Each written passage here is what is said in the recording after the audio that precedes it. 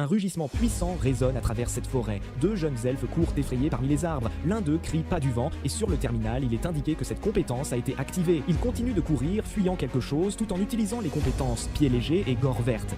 La jeune fille a demandé au garçon nommé Orntol de ralentir. Elle s'appelle Malika, une elfe des forêts de niveau 9, et elle est sous l'effet négatif de la confusion. Désespéré, le jeune homme dit qu'il les poursuit et qu'elle doit continuer à courir sans jamais regarder en arrière. Il est un elfe de niveau 10, sous l'effet négatif de la terreur. Puis il lui demande si elle veut se réveiller à l'intérieur du ventre de cette chose. Elle hurle de peur, lui disant d'utiliser ses compétences de rôdeur et de les sortir de là. Sachant qu'il est fichu, il admet qu'il n'en a plus aucune. Soudain, il semble réaliser quelque chose et voit qu'il vient d'acquérir une compétence fuite du lâche. Une compétence qui donne un coup de pouce supplémentaire pour fuir les ennemis tant qu'on ne regarde pas en arrière. Accélérant le pas, il remercie le béni Lotaran et espère que cela suffira. Il demande à Malika de lui tenir fermement la main et file comme une météore vers le village, disant qu'ils doivent y mettre le turbo. La créature est surprise de les voir seuls dans la forêt maintenant et s'en va un peu contrariée, n'ayant plus personne à poursuivre. Quelque temps plus tard, le duo d'aventuriers arrive aux portes de la ville, criant de sonner l'alarme. Malika s'effondre au sol, épuisée, tandis qu'Orntol pointe du doigt, disant que ce sont les humains. Les habitants de la ville sont désespérés, certains disent qu'ils sont de retour, tandis qu'un elfe en particulier observe intrigué. Dans une grande salle luxueuse, quelqu'un demande s'il a entendu, et cet elfe dit qu'un garçon criait assez fort pour réveiller les morts. Puis elle dit que si ce rapport est vrai, ils vont avoir besoin de lui, et elle l'appelle Raradin. Il dit que selon le rapport, c'est un jeune humain, et à cet âge, il ne représente qu'une petite menace. La noble dit qu'ils évoluent rapidement et même un jeune est dangereux. Elle demande si elle doit lui rappeler qu'ils ont déclenché la guerre des 6 nations pour un simple conflit frontalier et que leur soif de niveau n'a pas de limite. Ils auraient pris toutes les latras si tout le monde ne s'était pas uni pour les arrêter. Elfes, sargonides, harpies, nains, gelons et draconiens, et même ainsi, ils ont à peine réussi à les vaincre. Plus les humains combattaient, plus leur croissance de niveau devenait spectaculaire. C'était une addiction qui les noyait dans la folie. Ceux qui étaient affectés étaient impossibles à maîtriser jusqu'à ce que les humains se condamnent eux-mêmes par un dernier acte de vengeance, un acte appelé le cataclysme. Et depuis cet événement, ils n'avaient pas vu un seul humain. C'est pourquoi ils ont besoin de lui. Raradon est un elfe rôdeur de niveau 48 et son statut indique qu'il est sous l'effet de la mélancolie. Elle dit que Kira et Manta sont en patrouille et que par conséquent leur village est vulnérable. Ils ont besoin de lui pour enquêter et faire ce qui doit être fait, avant que cet humain ne soit déjà trop loin. Tendu, Raradin dit qu'après tout ce qui s'est passé, après tout ce qu'ils ont perdu, il dit aux anciens qu'il ne sait pas s'il a ça en lui. L'homme dit que tout le monde ressent encore la douleur de leurs histoires et demande comment il pourrait oublier, mais que Riordan est le seul rôdeur d'élite restant dans le village. Riordan le regarde d'un air impuissant. Puis, après quelques secondes, il se ressaisit et dit maintenant plus fermement que ce sera comme il le souhaite.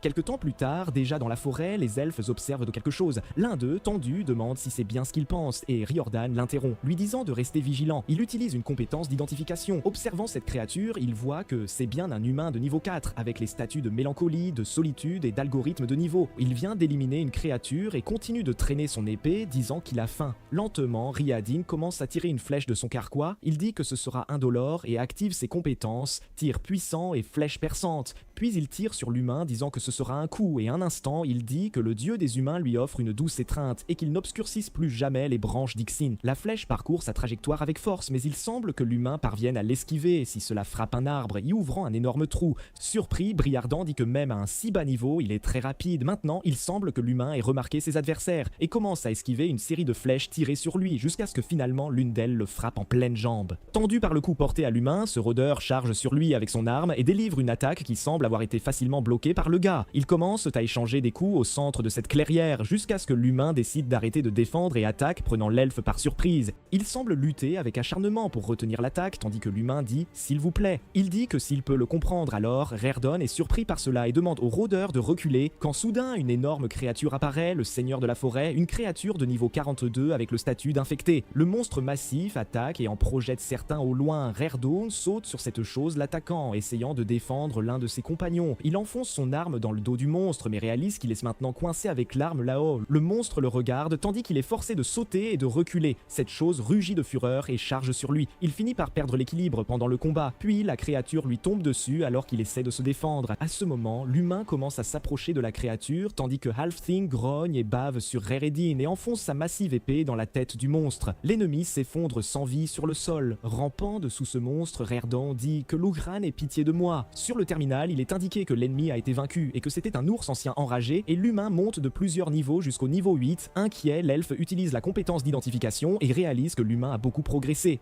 Surpris, il dit qu'il n'a pas vu quelque chose comme ça depuis longtemps et qu'il avait oublié à quel point c'est horrible. Puis soudain, le gars retire son épée de la créature vaincue, regarde Raredon en disant qu'il a essayé de le tuer. Il ajoute qu'il n'a rien fait à l'elfe et pourtant il a quand même essayé de le tuer comme n'importe quoi d'autre dans cette forêt maudite. Préparant une attaque, il dit qu'il a gagné 4 niveaux grâce à cet ours et avec un regard plein de détermination, il dit qu'il se demande combien d'autres il pourrait obtenir en l'éliminant. Une semaine avant cet événement, un gars joyeux demande à quelqu'un de lui en dire plus sur la fête de la nuit dernière et son ami dit que c'était épique, l'appelant Rob et qu'il aurait dû être là, mais il répond qu'il a été banni à cause des feux d'artifice, même s'ils ne peuvent rien prouver. Son ami dit qu'il l'aurait aimé. Rob dit que les gens l'aiment parce qu'ils aiment son ami, mais le gars répond non, ils aiment Rob parce qu'il est cool. Puis il devient heureux et timide à ce sujet, dit que s'il continue à dire des choses comme ça, il va rougir et son ami plaisante en disant qu'il rougit déjà, mais le gars se défend en disant que c'est la chaleur. Quelqu'un appelle Jason et il va parler à 2 filles, tandis que Rob pense qu'ils sont amis depuis la maternelle et que Jason a toujours veillé sur lui, toujours à essayer de le sortir de sa coquille, mais la vérité est qu'il aime sa coquille, elle est confortable et sans la pizza. Jason appelle son ami pour partir, disant qu'ils ne veulent pas être en retard pour le thérapeute, alors Rob demande s'il compte courir tout le chemin. Mais soudain, quelque chose d'étrange se produit. Son ami demande ce qui ne va pas et il agit comme s'il venait de voir son professeur de gym du lycée.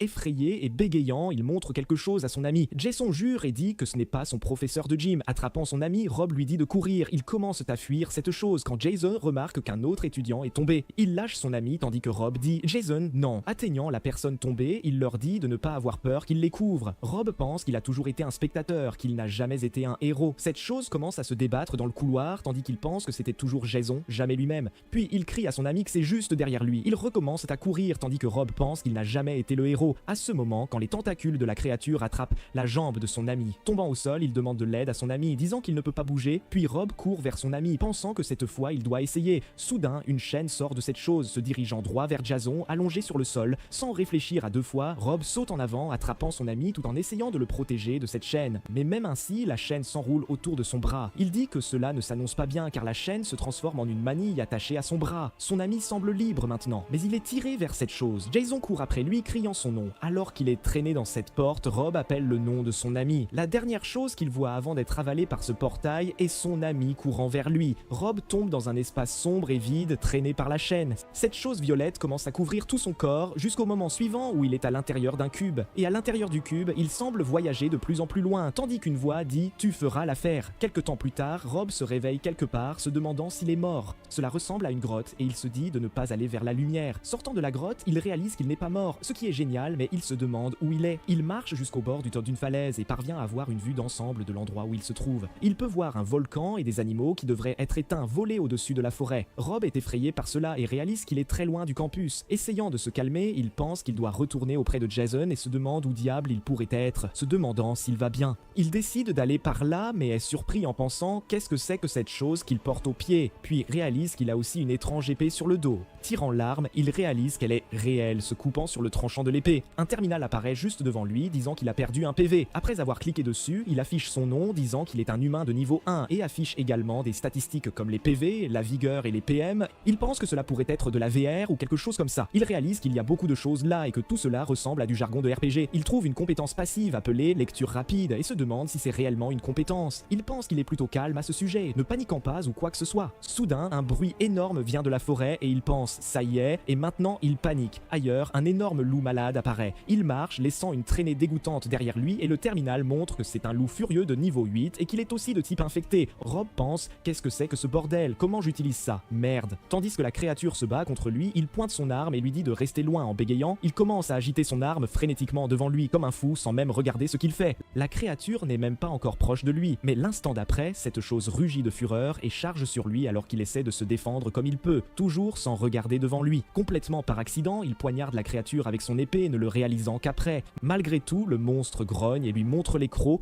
Rob, terrifié, ferme les yeux et hurle. Puis cette chose lui mord l'épaule, le blessant. Poussé par la douleur, il bouge l'arme contre la créature et d'un seul mouvement tranche ce loup en deux. La chose tombe au sol, finalement vaincue. Sentant la blessure, il jure et semble perdre l'équilibre, puis tombe au sol à côté du monstre, le terminal montrant qu'il a perdu 5 PV, puis 9, tandis qu'il dit « Merde, ça fait mal ». Rob continue de perdre des PV progressivement à cause de l'hémorragie et réalise que ce n'est pas de la VR, qu'il saigne réellement. Sur le terminal, il est indiqué qu'il souffre d'une hémorragie sévère et a perdu beaucoup de PV.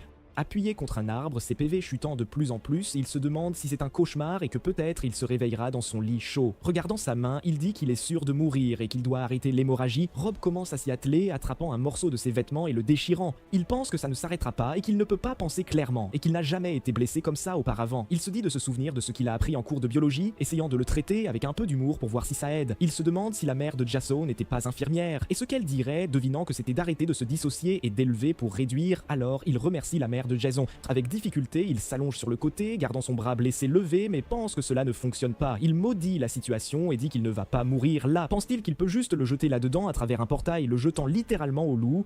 Qu'il ne va pas accepter ça en restant là, dit pas dans 1 million d'années et ajoute qu'il va s'en sortir, puis il crie que qui que ce soit, il va le trouver et lui botter le cul et le forcer à ouvrir un autre portail pour le renvoyer chez lui. Quelque chose commence à arriver au reste de ce loup, il commence à fondre et se transforme en une flaque. Soudain, un terminal apparaît disant que l'ennemi loup furieux a été vaincu. Il dit aussi qu'il a atteint le niveau 2, gagnant 5 points d'attributs supplémentaires, ce qui laisse notre héros confus, se demandant ce qui se passe.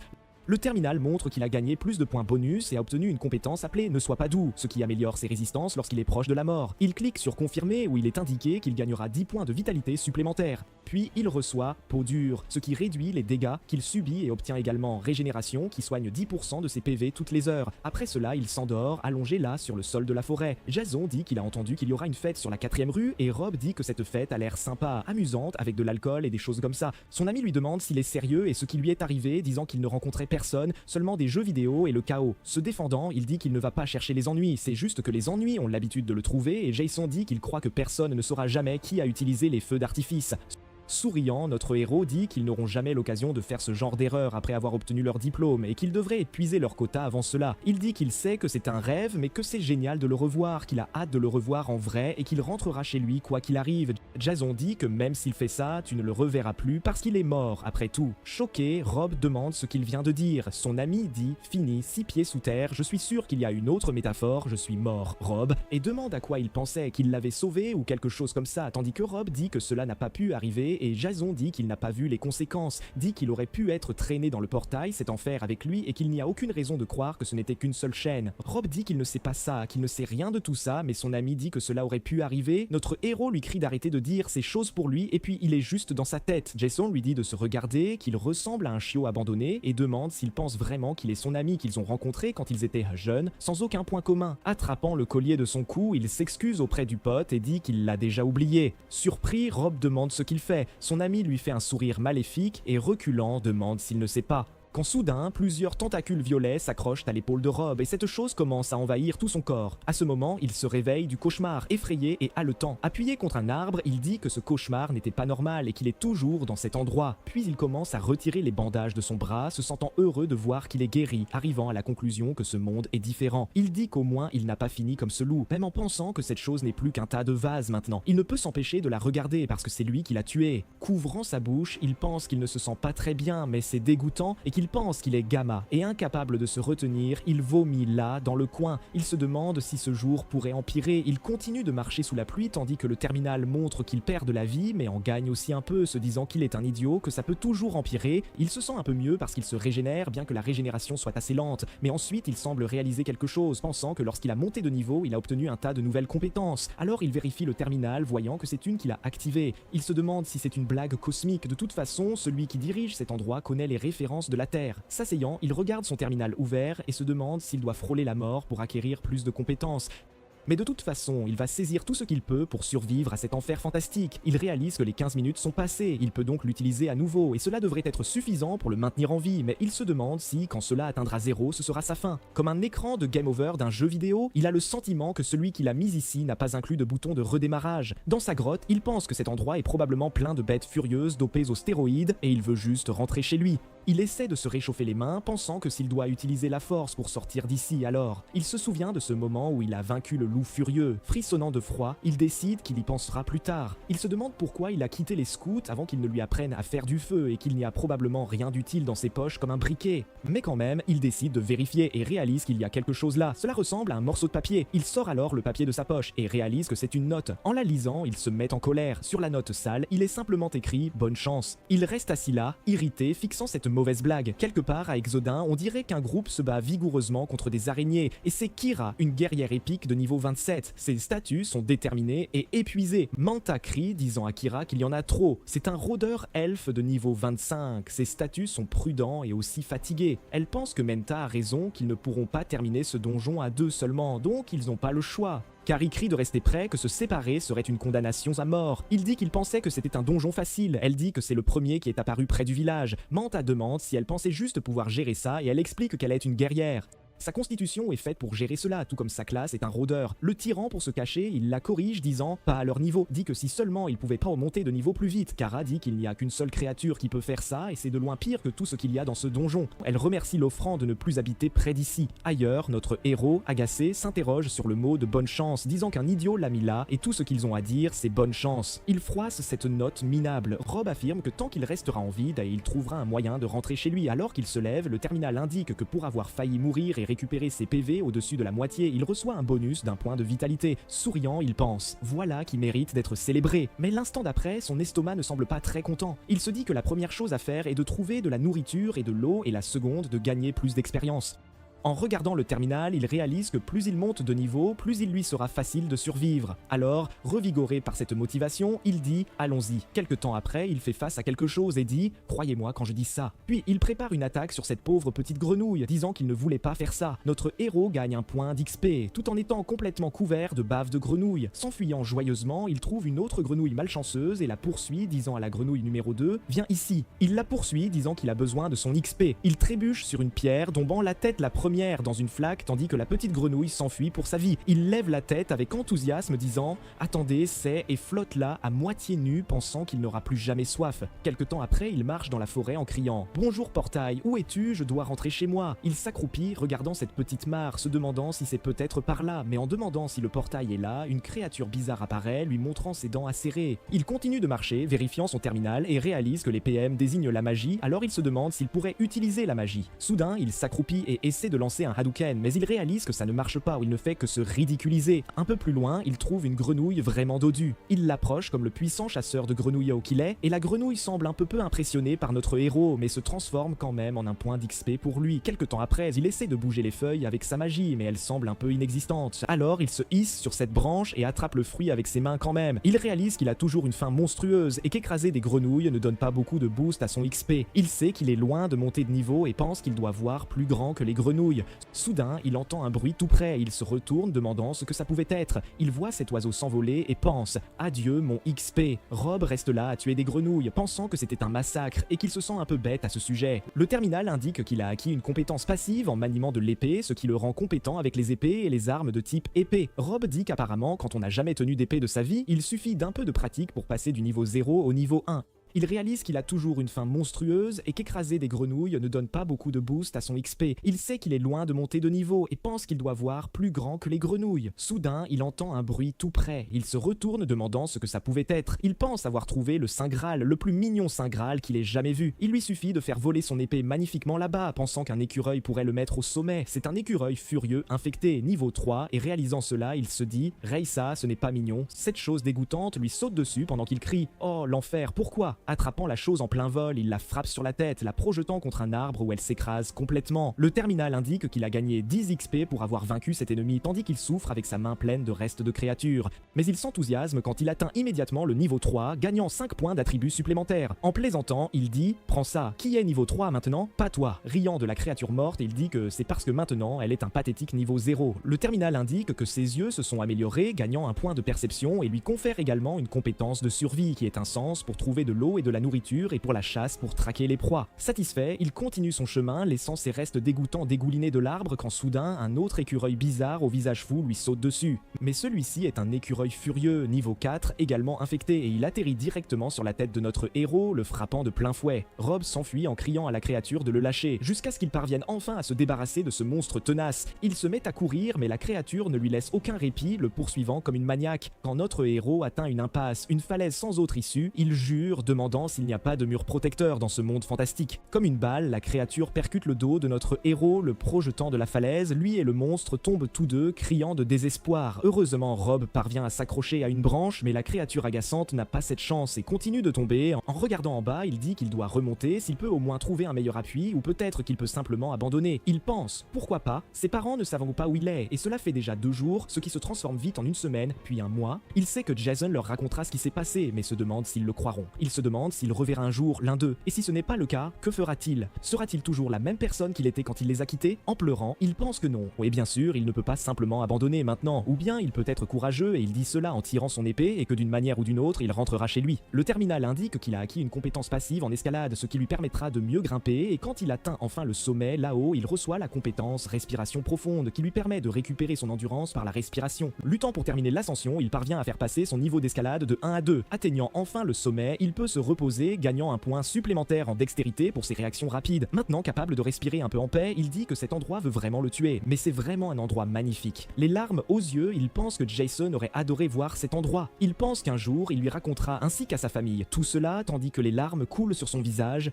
Soudain, il reçoit une compétence rare, résistance à la mélancolie, qui lui permet de se remettre plus rapidement de situations comme celle-ci. En pleurant, il pense « Non, s'il vous plaît, je ne veux pas perdre ce sentiment ». Dévasté, il sent que c'est une partie de lui et qu'il ne peut pas simplement anesthésier tout cela.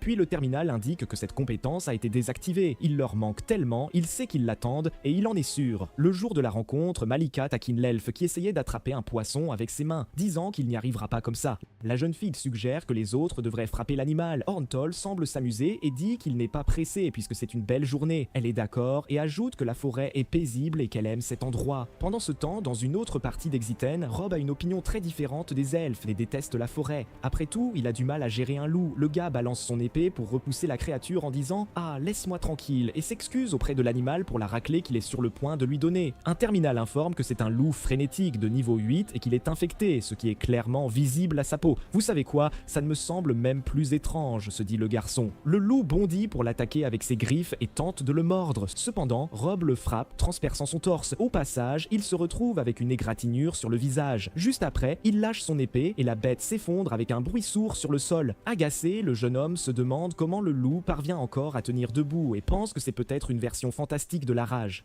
Comme si l'épée n'était même pas là, le monstre charge à nouveau. Le garçon l'accueille avec un coup de poing dévastateur. En fait, il lance plusieurs coups de poing tandis que la bête riposte avec des coups de patte. Finalement, l'un des coups de poing envoie l'animal voler, s'écrasant sur le dos dans l'herbe.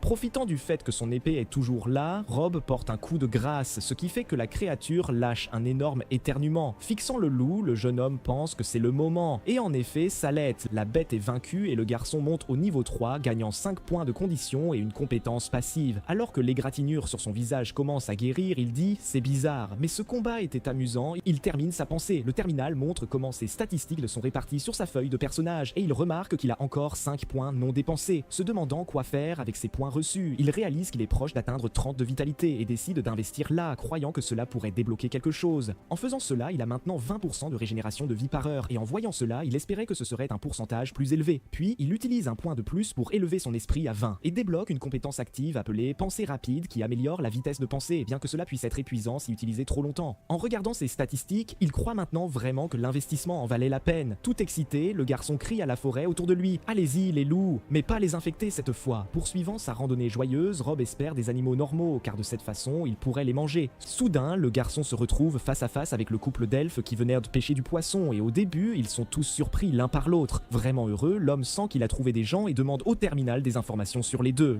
Le terminal d'Ornthol indique qu'il est niveau 10, un elfe patrouilleur, et qu'il se sent terrifié. Malika est niveau 9, une elfe des bois, et elle est confuse. Le garçon se présente, puis demande leur nom, mais ne voulant pas attendre, les elfes s'enfuient désespérément de là, et l'un d'eux crie « Étranger !» Agitant frénétiquement les bras, notre héros demande aux deux d'attendre et de revenir, mais ils l'ignorent et continuent de courir comme si leur vie en dépendait. Ne comprenant pas la raison d'une telle confusion, le jeune homme répond comme s'il leur parlait. Eh bien, c'était un plaisir de vous rencontrer, étranger. Maintenant, il se sent triste parce que c'était le premier signe de personne, et elles se sont enfuies. Le garçon crie dans la forêt, demandant si quelqu'un est là, que ce soit un elfe ou même un loup. Il retourne là où se trouvait la créature vaincue, s'assied devant elle et dit que ce serait merveilleux d'avoir quelqu'un à qui parler, puis il se plaint au système de RP pour que sa voix soit plus forte. Il n'obtient aucune réponse, alors, revenant à son insignifiance, il dit qu'il retourne à sa grotte.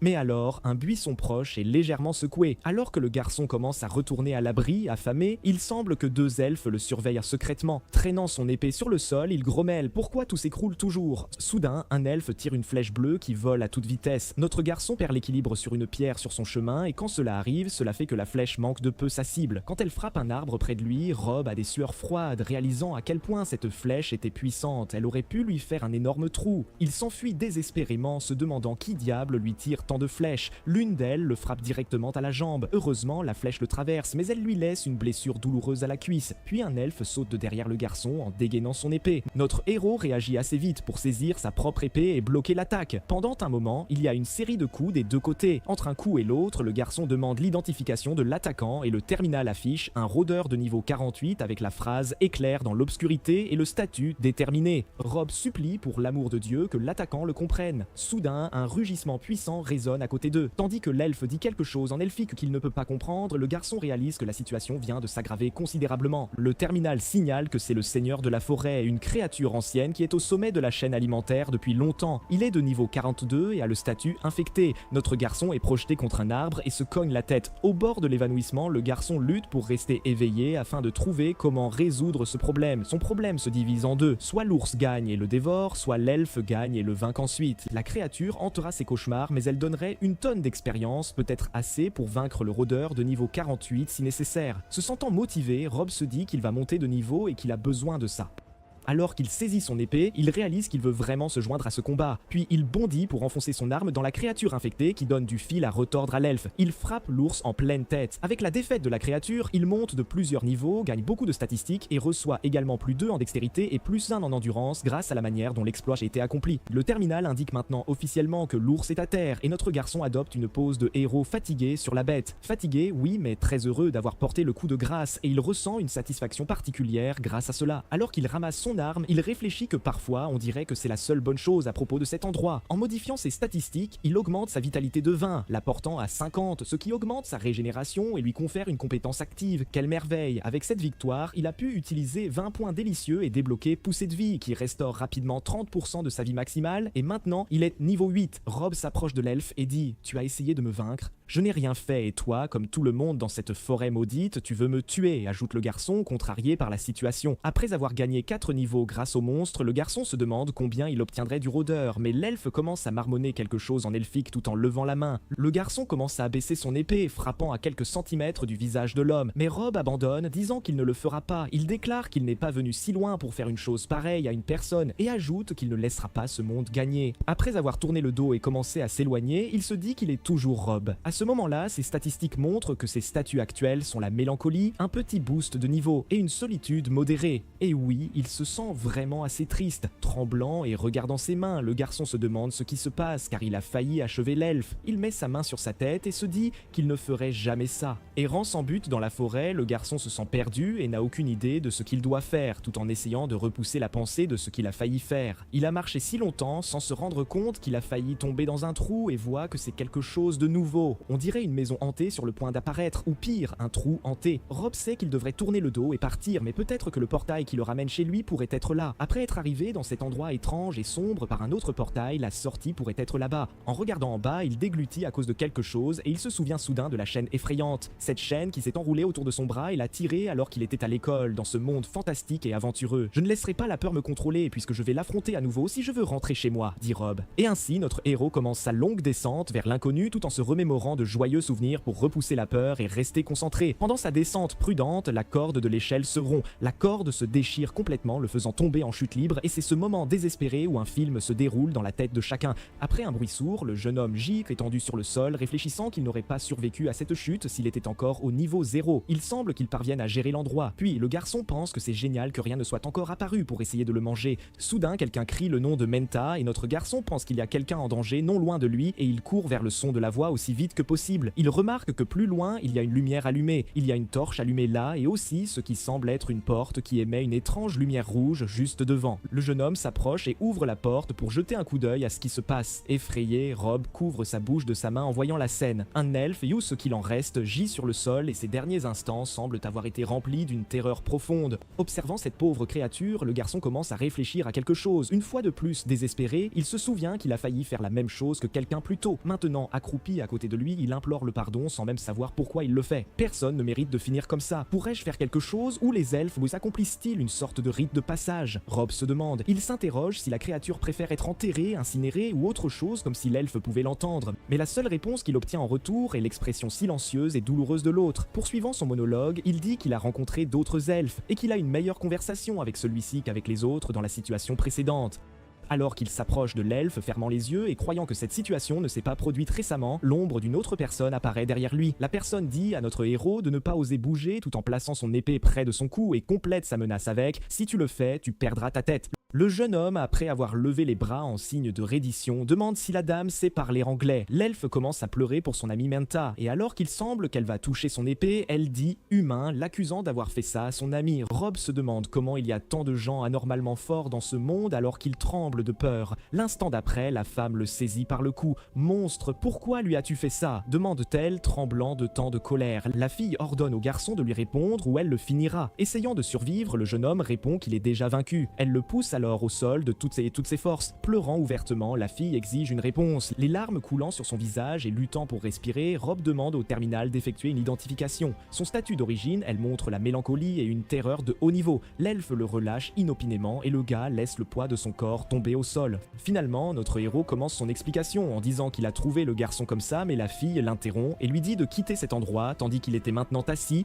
la main sur le cou. Après qu'il se lève et commence à marcher, la femme tombe à genoux à côté de Manta, prononçant son nom comme un murmure au vent. On dirait que c'était elle qui l'appelait plus tôt. Je devrais quitter cet endroit, pense Rob. L'elfe dit que c'était sa faute parce qu'elle aurait dû faire plus attention puisqu'elle a regardé en arrière et que son ami n'était plus là. Avec sa main entre les siennes, elle se demande qui va se disputer avec elle pour s'être jeté tête baissée dans un combat. Il était le seul à se soucier d'elle et à demander à l'entité Lothring d'écouter ses prières. Je le ramènerai chez lui pour que son âme puisse enfin reposer en paix, conclut la jeune fille. Puis elle saisit quelque chose comme un manteau et le déploie sur son corps, le recouvrant entièrement. Quelqu'un demande s'ils peuvent aider en quoi que ce soit. Rob reste là, immobile, observant l'intégralité du monologue de l'elfe. La jeune fille est furieuse de devoir se répéter. Elle regarde à nouveau Manta, le cœur lourd de tristesse. Créature dégoûtante, faible, vile, incapable de sauver qui que ce soit, voilà tout ce que tu es. La femme tente de déverser toute sa douleur envers les humains. Alors qu'elle s'approche lentement, Rob acquiesce à ses déclarations. Tout le monde pense clairement que le garçon est un monstre, et peut-être ont-ils raison, mais il veut toujours aider la femme à ramener son ami chez elle. Pendant un instant, l'elfe dans ses bras, elle semble pensive et accepte finalement l'aide qu'il lui offre. Mais l'elfe explique que cela ne fait pas d'eux des amis, cela signifie simplement qu'elle accepte son assistance. Notre héros tend la main et se présente, essayant de diriger la conversation vers une direction plus légère et moins tendue. Tenant toujours le jeune homme dans ses bras, elle répond poliment et dit que son nom est Kara. Le terminal l'informe que Rob a acquis une compétence passive appelée diplomatie, ce qui le rend plus apte à gérer les situations par la conversation et le langage corporel. Alors que la jeune fille met ses grilles autour de son dos, le garçon revoit mentalement tout le long et tendu moment qu'il vient de traverser depuis qu'il a décidé de descendre dans ce trou. Rob dit qu'il ne se souvient pas que cet endroit était si grand tout en aidant l'elfe avec son ami décédé. Kara explique que les donjons ont tendance à changer avec le temps. Elle ajoute que c'est ce qu'elle a entendu dire, et notre héros suppose que c'est aussi sa première fois dans un endroit pareil. La jeune fille dit que les donjons sont rares près de son village, et elle en est reconnaissante à l'Autran. Rob lui demande si elle est venue là juste pour jeter un coup d'œil. Kara répond que non, c'est juste qu'elle voulait être utile à son village, car ils aiment bien lui rappeler le contraire. Elle parle de Menta, et à la fin, elle dit que ça n'a pas d'importance. Rob essaie de la réconforter et dit qu'il sait ce que c'est de se sentir comme un étranger. Ne comprenant pas entièrement, elle lui demande s'il essaie d'être empathique avec elle, le traitant d'humain. Il répond oui et demande quel est le problème avec ça, expliquant qu'elle est la première personne qu'il a rencontrée ici, que les autres ont soit essayé de le tuer, soit se sont enfuis, et qu'il se sent seul. Kara le corrige et dit qu'elle a essayé de le tuer. Rob acquiesce et dit qu'ils ont laissé ça derrière eux, ou du moins il l'espère. Il dit aussi de considérer cela en suspens jusqu'à ce qu'ils sortent de cet endroit. Puis notre héros dit que ça ressemble à quelque chose au moins et qu'il doit demander. Il ne comprend toujours pas comment un donjon peut même exister. Quand soudain quelque chose l'interrompt, baissant les yeux sur quelque chose de visqueux sous son pied, il demande « Qu'est-ce que c'est ?» Méfiante, Kara lui demande s'il est sûr d'être un humain, et notre garçon demande ce que cela est censé signifier. Elle explique que les histoires de son village parlent des humains, et qu'ils ne sont pas très miséricordieux, et elle veut dire « Comment quelqu'un peut-il pardonner à la race humaine après ça ?» À ce moment-là, Rob l'interrompt et demande « Après quoi ?» Surprise, elle lui demande s'il ne sait pas. Rob explique « Kara, je n'ai jamais vu d'autre humain que moi. » Elle lui demande s'il n'a aucune connaissance de l'expulsion ou du cataclysme ou de ce qui s'est passé à Ixen, mais Rob lui demande si elle ne fait que jeter des mots au hasard dans le vent. Écartant les bras, Kara dit qu'Ixen est juste ici. Notre garçon demande si c'est le donjon. Irritée, elle l'insulte, l'appelant Fruitrafa et dit non, c'est le nom de cette région. Rob dit que c'est bon de savoir que cet endroit a un nom, mais demande ce que diable est un Fruitrafa. La jeune fille, un peu impatiente, dit que c'est un fruit légèrement empoisonné. Excitant, notre héros dit qu'il en a mangé un, alors Kara lui demande si quelqu'un lui a déjà dit qu'il était un peu bizarre, et il répond tout le temps. Elle lui demande s'il n'est pas d'ici, alors d'où vient-il? Regardant devant lui, il dit qu'il vient d'un endroit appelé la Terre, et Kara dit qu'elle n'a jamais entendu parler de cette ville, mais il explique que ce n'est pas une ville, c'est une planète. Kara est choquée par cette information et demande « Quoi ?» Rob demande si ce n'est pas normal, si personne d'autre n'est jamais tombé d'un portail après avoir été traîné par des chaînes, et ajoute que si ce n'est pas le cas, alors il est le chanceux. L'elfe lui demande alors s'il n'a pas grandi à Alatra et explique que c'est le nom de ce monde au cas où il ne le saurait pas. Rob répond que maintenant il le sait et la remercie. Elle continue et dit que les ramifications de cela sont, Kara dit qu'il n'a alors aucune relation avec les humains qui habitaient autrefois ce monde, et cela la soulage au moins un peu et demande pourquoi il est entré dans le donjon. Sans même réfléchir à la réponse, il dit que c'était pour affronter ses peurs. Curieuse, elle commence à dire qu'il est venu là pour le niveau, puis Rob dit qu'à son ton de voix, cela semble être quelque chose de plutôt mauvais. Alors il demande pourquoi ils se sont arrêtés, et la jeune fille, agitée, exige de revoir sa feuille de statistiques, et que ce n'est pas une demande. Tendu, il dit d'accord, tout pour garder son épée dans son fourreau et invoque sa feuille de personnage, faisant apparaître un terminal devant lui. Maladroitement, il lui dit d'y aller et de le juger et qu'il est faible. Poussant un soupir de soulagement, elle dit que sa capacité d'évolution rapide de niveau est toujours faible et elle en est reconnaissante. Rob réfléchit à cette évolution accélérée et qu'il ne l'avait jamais remarqué auparavant et qu'ils ont un tour pour ça, une sorte de sentiment addictif. Il demande ce qui se passe si cela devient plus élevé que maintenant, puis l'elfe répond que cela la ferait reconsidérer la décision de ne pas le tuer. Un peu effrayé, il dit qu'il a compris le message. Kara lui demande s'il sait qu'il peut mettre des points dans une catégorie autre que la vitalité. Et notre garçon dit qu'il ne voulait pas mourir, il y avait des loups là-bas. Il y avait aussi des fruits empoisonnés et 7 ours. Soudain, accroupi, l'elfe lui dit de se taire, lui demandant s'il a entendu ça. Elle lui dit de ne pas bouger et tremblant, il lui demande de lui dire qu'il n'y a rien au-dessus de lui parce qu'il a l'impression que quelque chose est au-dessus de lui. Puis elle écrase une araignée géante contre le mur. Terrifié, Rob demande ce que diable c'est et active son identification, voyant qu'il y a beaucoup de donjons de niveau 3, des bébés araignées et quelques-unes de niveau 6. Kara dit qu'il semble qu'il va ajouter un autre élément à sa liste de plaintes.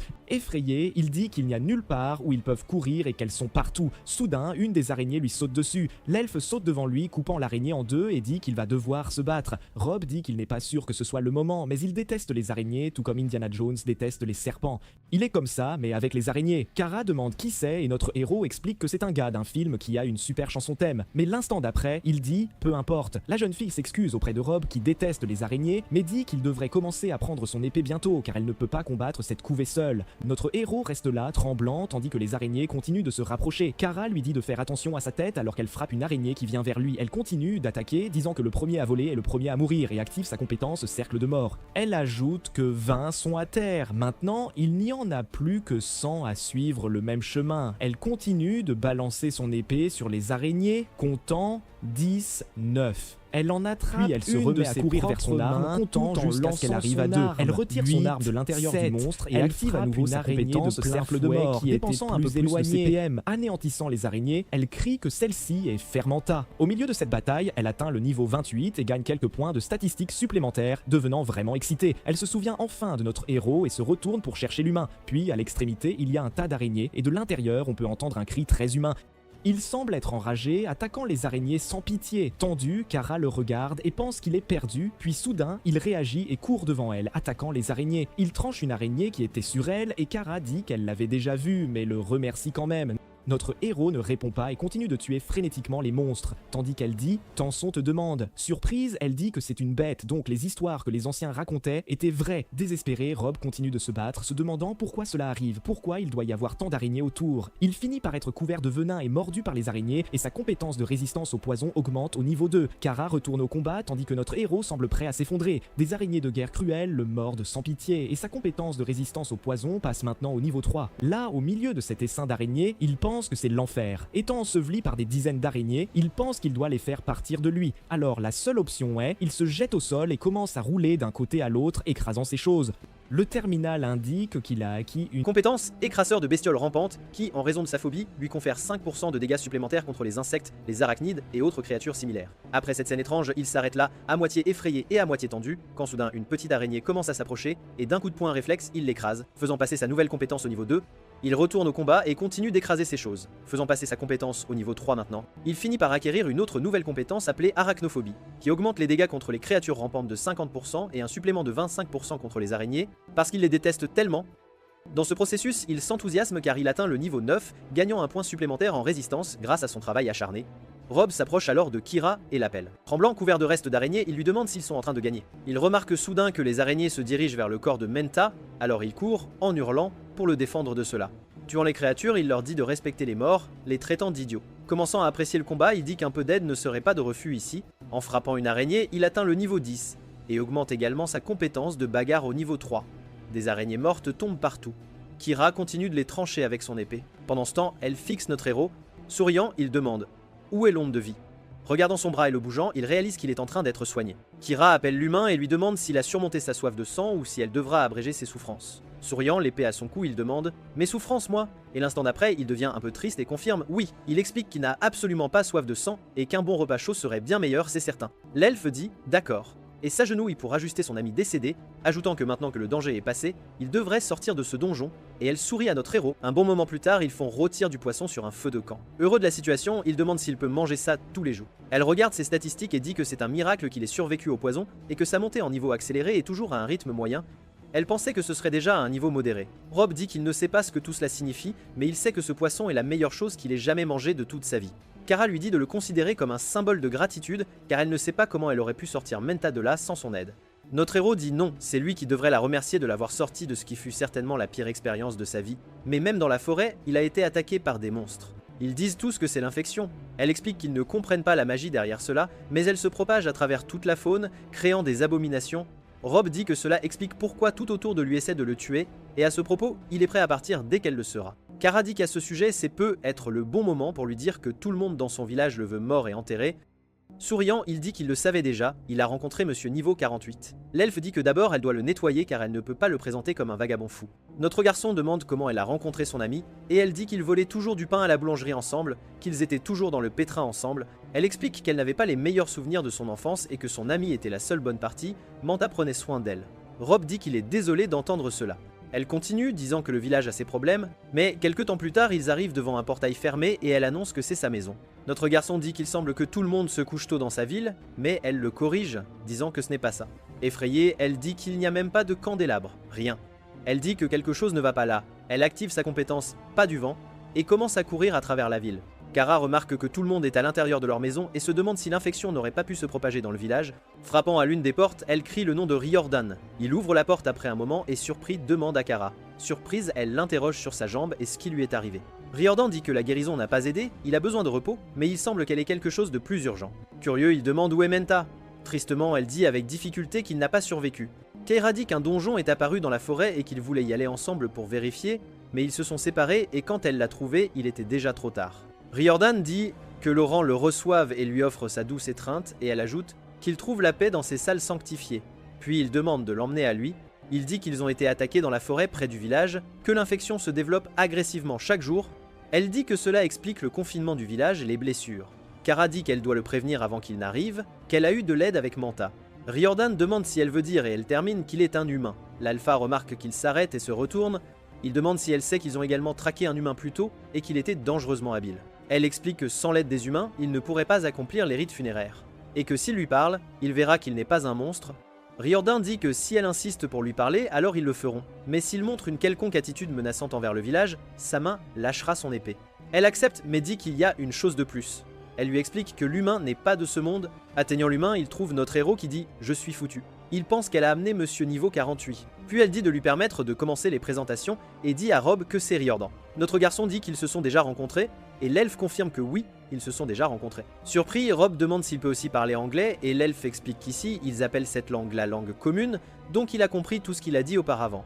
Tendu, il pense que parler à ce type, c'est comme parler à un mur. Tendant la main, il dit qu'il est heureux qu'ils puissent se revoir dans des circonstances différentes, mais le type répond que non, et l'elfe attire son attention. Rob demande à l'homme de l'aider aussi, et que tout dans ce monde a été si difficile. Il dit qu'il est perdu et effrayé et qu'il a failli mourir de nombreuses fois, et que comprendre ce monde, c'est comme résoudre un puzzle sans aucun indice, alors s'il vous plaît. Il avoue qu'il a besoin d'aide, dit qu'il sait qu'il y a eu un combat entre humains et elfes auparavant, mais il jure qu'il n'est pas une menace, sinon qu'on lui indique la colonie humaine la plus proche, et il partira dès que possible. Riordan demande s'il est sérieux en disant qu'il n'est pas de cet endroit, et il répond que non, absolument pas, demandant quel est le problème. Kara dit qu'il n'y a pas de colonie humaine, ni ici ni nulle part ailleurs, à leur connaissance. Terrifié, il entend qu'il est le dernier humain restant. Quelque temps plus tard, il traverse un cimetière et Rob demande ce qui s'est passé là. Ressentant la tristesse, Riordan dit que c'était la guerre. Le coup de celle-ci ne vaut jamais la victoire. Il se souvient du combat d'un humain gigantesque tuant plusieurs elfes, évoluant au niveau 33. Il dit que c'était des familles, c'était des amis. Tout le monde a péri dans cette guerre, que chacune de ces pierres représente des milliers de morts. Surpris, notre héros demande si ce sont des milliers d'humains. Avec un regard sévère, Riordan dit que c'était des milliers d'elfes, tués par des humains. Rob demande si les humains ont fait cela, et l'elfe explique qu'il n'y a pas de limite à leur violence. Au final, toutes les autres races se sont unies pour vaincre les humains, et au début ils lui ont donné de beaux noms, mais à la fin nous l'appelons la purification. Riordan demande comment il appellerait autrement l'extinction totale d'un peuple, et la perte de plus de la moitié des alliés restants, pas seulement des soldats, des gens. Il ajoute que ce qui reste est brisé, un monde en ruine. L'elfe demande si un humain n'a rien à dire que même un allaitement d'horreur serait plus qu'approprié maintenant. Surpris, il dit que rien de tout cela ne semble réel. Et il pense que c'est aussi ce que font les humains de son monde. Riordan explique qu'ils ne se sont pas seulement perdus les uns les autres, ils ont perdu qu'ils sont dans le processus, et même s'ils pensent avoir survécu, ils n'en sont pas sortis sans cicatrices. Du début à la fin, une décennie de service, se battant même quand il voulait se recroqueviller dans un coin et laisser les vers le prendre, et tout ce qu'il a obtenu, c'est ça. Puis il crie qu'il lui a pris ses moyens de survie. Le garçon dit qu'il n'était même pas là, et a rendu la moitié de ses compétences inutiles, puisqu'il ne peut pas utiliser sa fausse main. Kara l'interrompt et dit à Riordan que ça suffit, qu'elle peut lui raconter le reste. Inquiet, il demande s'il y a encore plus. Déterminé, l'elfe dit qu'il veut tout raconter, chaque crime, chaque enfant, que les humains ont massacré. Mais la jeune elfe insiste, disant que ça suffit, qu'ils en ont fini pour ce soir, et elle croit que tout le monde a besoin de se reposer. Finalement, il dit qu'il suivra le conseil de Kara, car demain sera un grand jour. Rob demande ce qui se passe demain. Riordan dit qu'il sera présenté aux anciens pour jugement, et d'après l'histoire qu'il a entendue, il devrait savoir qu'ils ne sont pas cléments, ou il a une autre option, il peut quitter ce village maintenant et ne jamais revenir. Il dit à l'humain de choisir son destin, qu'on lui accordera cette miséricorde. Notre héros semble faire une sorte de cauchemar. Puis il se réveille effrayé, disant non. Il se retrouve sur un canapé et pense que pendant un instant, il a oublié qu'il est piégé dans un monde fantastique. Mais il s'avère que les elfes ici vivent dans des manoirs médiévaux. Il entend quelque chose et descend le couloir. Il arrive auprès de Kera, qui pleure à table dans la cuisine.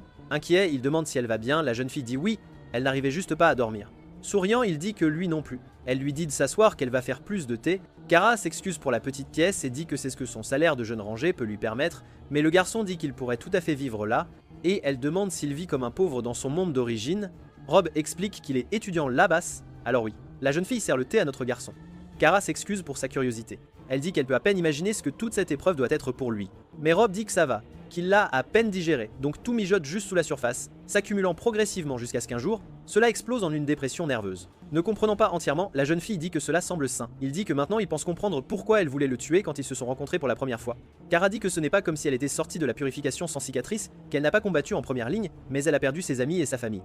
Manta était le seul qui restait. Il voulait être partenaire rangeur après l'obtention de leur diplôme, et elle n'est pas vraiment fan des humains.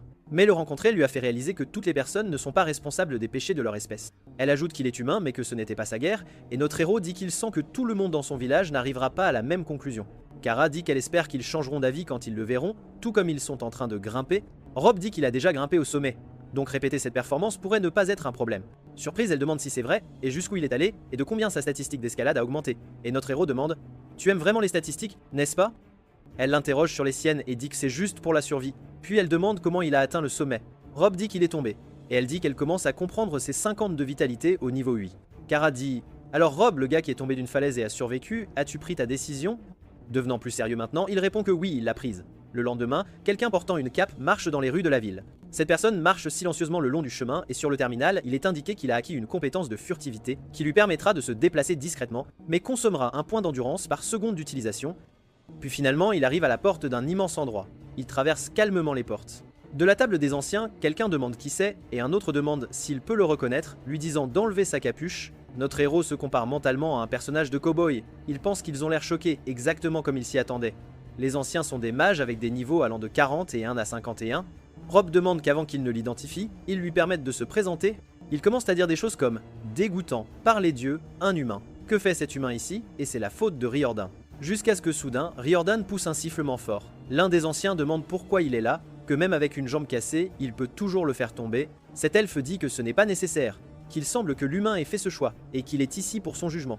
L'ancien dit que leur jugement est de retirer cet humain de là, de préférence avec son cimetière. Et notre héros dit « Rob », il dit que son nom est Rob, pas humain, et qu'il est ravi de tous les rencontrer. Kara, debout dans le coin, sourit à cela. Riordan dit ce qu'ils doivent savoir, c'est que Rob n'est pas de ce monde, il a été téléporté ici il y a une semaine, les anciens semblent réfléchir entre eux. Puis l'un d'eux commence à parler « Rob l'humain ». L'homme demande ce qu'est un cataclysme. Rob dit qu'il ne sait pas, mais que ça a l'air mauvais. Il demande quelle est la monnaie, et Rob répond « Dollar », parmi d'autres questions test. Puis les anciens retournent débattre entre eux. Celui qui a posé les questions le remercie pour son honnêteté, et dit à l'autre qu'il semble y avoir de la légitimité dans ses affirmations, et elle répond qu'ils supposeront pour l'instant qu'il dit la vérité. Mais il doit être conscient que Rob dit qu'il l'est, qu'ils lui ont dit ce que les humains de ce monde ont fait. L'ancienne demande pourquoi elle devrait réfléchir à 2 fois avant de lui épargner la vie. Il dit qu'il pourrait s'excuser au nom de l'humanité si cela pouvait aider. Mais ce seraient des excuses vides, et il pense que tout le monde dans cette pièce le sait. Il explique qu'il y a 2 raisons. La première est qu'il n'était pas là. Il dit qu'il ne peut même pas commencer à comprendre la douleur que cela leur a causée, et le faire ne serait rien de moins qu'une insulte. Et la deuxième raison est la même. Il n'était pas là. Il dit qu'il est humain, mais pas un de ceux qui ont participé à la purification, et il refuse de partager la culpabilité avec ceux qui l'ont fait. Puis l'ancien demande s'il dit qu'ils n'ont rien à faire les uns avec les autres, alors pourquoi est-il apparu devant eux? Il dit que s'il ne peut pas retourner dans son monde, il n'a rien de mieux que de faire partie de leur communauté, et l'ancien dit qu'il cherche juste un abri contre les loups. Puis notre héros confirme que c'est vrai, mais aussi que c'est ce qui se rapproche le plus d'un foyer qu'ils connaissent, qu'il y a des routes, des bâtiments et des gens ici. Il ajoute qu'il peut dire qu'il y a de bonnes personnes ici, et que ce serait bien de devenir ami avec elles. La jeune elfe et notre héros se regardent en souriant, et parlant sincèrement, il dit que tout ce qu'il veut c'est une chance. Les anciens le regardent d'une manière accablante, et le terminal montre que sa compétence de diplomatie a augmenté au niveau 2. Rob se demande s'il a vraiment fait ça, car les anciens le regardent maintenant moins durement, et il se demande s'il a réellement réussi à convaincre Riordan. L'un des anciens tape dans ses mains et dit que c'était un discours vibrant, et notre héros sourit de soulagement. Quand l'une d'elles dit que c'est triste mais qu'elle doit lui dire qu'elle votera pour son exécution, notre héros maudit la situation dans sa tête. Elle dit qu'elle veut l'exécuter, peu importe à quel point son argument est séduisant. Tendu à ce sujet, il se dit de rester calme, mais il s'attend à ce qu'il tombe dans l'un des stéréotypes pour lesquels les humains sont connus. Contrarié, il demande s'il peut savoir pourquoi. Elle dit que le voir lui donne envie de crier et de s'arracher les cheveux, que sa simple existence lui rappelle tout ce qu'elle a perdu, et elle est sûre que beaucoup dans ce panel ressentent la même chose. Les anciens se regardent pendant que notre héros pense que s'ils jouent tous à suivre le chef avec ce vote, il est foutu. Rob dit adieu au monde et a toute chance de rentrer chez lui quand l'un d'eux commence à parler, et termine en disant qu'il suppose qu'il devrait voter pour qu'il reste. Il pense que, qui que soit ce type, il est maintenant son 4e meilleur ami. La femme s'énerve et exige qu'il s'explique.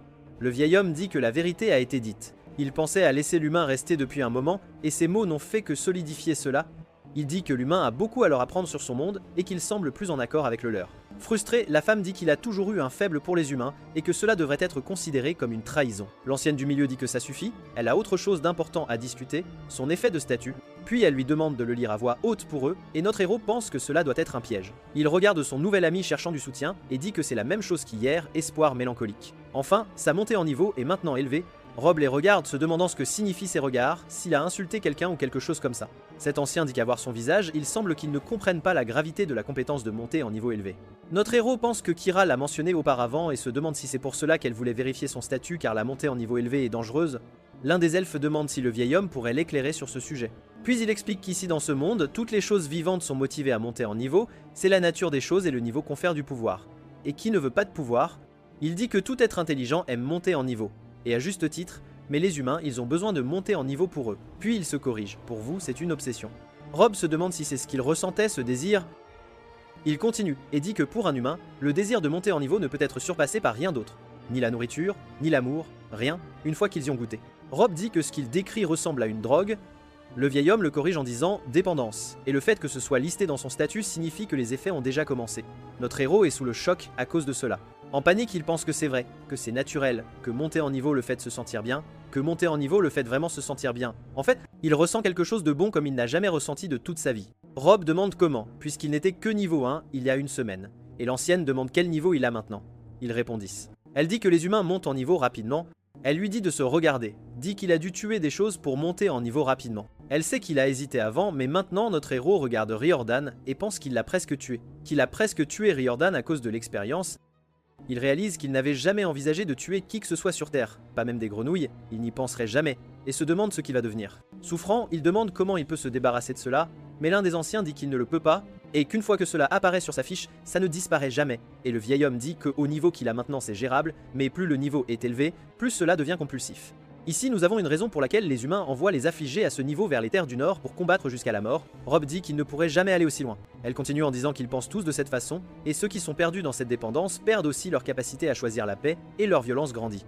L'autre elfe dit qu'elle ne fera jamais confiance à cette corruption sur la fiche de quiconque, et qu'elle ne peut accepter quelqu'un dans leur village qui pourrait se perdre dans une rage sanguinaire. Tremblant et secoué, il dit qu'il lui donne alors la permission de l'abattre. Il ajoute que seulement si elle voit le moindre signe qu'il se perd, demande si elle a dit que la compétence ne disparaîtra jamais, alors il le gardera là, bien en sécurité. Pointant l'elfe, il dit que s'il échoue, Riordan peut le tuer. Le vieil elfe demande s'il accepterait cela, et notre héros répond qu'il ne veut blesser personne, absolument personne. Riordan dit qu'il a été témoin de l'humain tuant le seigneur de la forêt et gagnant 4 niveaux en un instant, et qu'il est toujours limité à une montée de niveau modérément élevée, ce qui est étrange. Le vieil homme dit que gagner autant de niveaux d'un coup pourrait mettre n'importe quel humain dans un état avancé, c'est une certitude. Riordan ajoute que d'une manière ou d'une autre, ce gars peut supprimer son genou et maintenir sa compétence à un niveau modéré. La femme, toujours contrariée, demande si l'elfe le soutenait, l'appuyait dans ses choix, mais il répond qu'il ne faisait que rapporter les faits, rien de plus. Rob pense qu'il doit absolument se souvenir de faire une tarte pour l'aîné de niveau 48 après cela, car il est vraiment sûr de lui et bien. L'aîné dit qu'il est temps de régler cela avec un vote. Le vieil homme dit qu'il vote pour qu'il vive, l'autre aîné dit qu'il le fait aussi, quelqu'un vote pour sa mort, et un autre dit qu'il est d'accord avec Alessia, qu'il n'a pas sa place dans cet endroit, pas du tout. Notre héros devient tendu en pensant qu'il ne reste plus qu'un seul vote. Le dernier aîné dit que leur village a déjà suffisamment de problèmes avec la croissance de l'infection, et qu'il est un autre point d'agitation, une source de trouble. Soudain, une épée frappe le sol, et Kira, irritée, dit qu'elle n'a été qu'une spectatrice silencieuse de cette farce répétée, une mascarade. Elle dit qu'il a prouvé qu'il agissait de bonne foi, et qu'il continuera à le faire, c'est évident. L'aîné dit que la jeune fille n'a pas combattu en première ligne. Donc, elle n'a pas vu la brutalité des humains de première main, directement. Kara dit non, mais ses parents l'ont fait, et ils lui ont appris mieux que cela, à juger par les actions d'une personne et non par son apparence ou sa race. À ce point, l'aîné l'interrompt et lui dit de faire attention, de se calmer. Agacée, elle demande pourquoi si elle va le déduire de son salaire puisque c'est déjà une misère, une somme dérisoire. Notre héros regarde son ami et dit que c'est vrai. L'elfe demande ce que c'était, et il répond que ça le dérange qu'elle soit si mal payée, elle travaille clairement dur et est un membre passionné de la société, très impliqué, et plus important que tout cela, ça le dérange que ça la dérange profondément. Si elle ne s'en souciait pas, être qu'il ne s'en soucierait pas non plus, mais elle s'en soucie, c'est évident. Rob dit alors, surprise, regardez ça, je suis capable d'empathie de base, une vraie révélation. Il dit que si on lui donnait un salaire décent, elle pourrait avoir une maison dont elle serait fière, une vraie demeure. Même s'il trouve sa maison magnifique, elle est gênée et lui demande de ne pas en parler, s'il vous plaît. L'aîné dit que la simple compassion et l'empathie sont tout ce qu'elle voulait voir, c'est tout. Puis elle termine en souhaitant la bienvenue à l'humain Rob dans le village, parmi eux. Quelque temps plus tard dans le village, un rituel a lieu. Là, au milieu, Riordan se tient devant tout le monde et le corps de Manta. Quelqu'un dit que tant qu'il n'y avait que quelques rangeurs dans Exodus, il ne s'est jamais senti comme avec Menta dans leur rang, et que sa bonne nature était ressentie par tous, ainsi que son désir profond de protéger les siens. Rob pense que les dernières funérailles auxquelles il a assisté étaient celles de sa grand-mère, un souvenir lointain. Il pense qu'il est surpris qu'il ait laissé venir, lui, un étranger. Notre héros sent qu'il devrait dire quelque chose. Riordan dit que si quelqu'un veut dire quelques mots d'adieu, c'est le moment, l'instant propice. Alors que l'elfe s'approche, quelqu'un dit qu'ils se sont tenus là de nombreuses fois, bien trop souvent. Rob réalise que c'est lui, l'aîné qui l'a soutenu, puis il dit que ce n'était pas sa faute, absolument pas. Le vieil homme dit qu'il est prompt à défendre un ami. Mais ne t'inquiète pas, il ne la blâme pas, et demande s'il sait pourquoi ce village n'a pas de nom, aucun nom officiel. Notre héros dit qu'il se posait la question, en effet, et le vieil homme dit que c'est une histoire sordide de bureaucratie, une vraie pagaille. Il explique que le cataclysme a tout détruit, absolument tout, y compris leur mode de vie. Chaque personne là-bas, chaque orphelin de guerre, venait de l'une des 5 cités ou d'ailleurs, de contrées lointaines. Pratiquement chaque elfe restant à Exeter vit ici maintenant, c'est leur dernier refuge. Puis vint le sentiment collectif que décider comment appeler le nouveau foyer pourrait s'avérer impossible. Une tâche ardue. Kara refuse le mouchoir pour essuyer ses larmes. Le vieil homme continue, disant que chacun d'eux voulait le nommer en l'honneur de tout ce qui avait été perdu, de leurs souvenirs. Mais le fait est que chacun a perdu quelque chose de différent, une part de soi. Alors ce village est resté sans nom et ils se sont retrouvés puis ont formé de nouvelles familles et maintenant ils ont aussi perdu celle-ci, hélas. Car a dit qu'il n'a peut être pas partagé le même sang, mais il était son frère, et qu'ils ont trouvé leurs fragments l'un dans l'autre, et qu'avec chaque jour qui passe, ils sont devenus entiers, vraiment complets. Tombant à genoux, elle demande ce qu'elle va faire maintenant qu'il est parti, pour toujours. Notre héros ressent cette douleur et s'avance presque vers elle, mais l'aîné dit de la laisser faire son deuil, c'est nécessaire. Triste, elle se demande comment elle pourrait un jour se sentir entière à nouveau, vraiment complète. Rob continue de la regarder, partageant sa douleur, son chagrin. Quelque temps plus tard, quelques personnes portent le corps de leur ami au cimetière. Rob, qui aide à porter le cercueil, regarde son amie et elle lui dit de ne pas demander qu'elle va bien, tout va bien, mais il pense qu'il ne peut pas imaginer ce qu'elle ressent, c'est impossible. Si c'était Jason, il ne serait pas en état de dire au revoir, il se demande s'il pourrait un jour comprendre cela. Il se demande s'il était destiné à toujours avoir cette marque sur son visage pour l'éternité. Mais l'instant d'après, il est surpris et pense « Oh non ». Soudain, le garçon ouvre les yeux, grand ouverts. Il demande si quelqu'un d'autre a vu ça ou s'il est dans l'un de ses étranges cauchemars, et Reardon dit oui, absolument. Kara crie le nom de son ami Menta, qui est maintenant au sol, inerte. Alors qu'elle commence à courir vers lui, notre héros la retient et lui dit de ne pas y aller, dit que ce n'est pas Menta, plus du tout, et lui dit de regarder attentivement. Cette chose commence à se répandre dans tout le corps du garçon.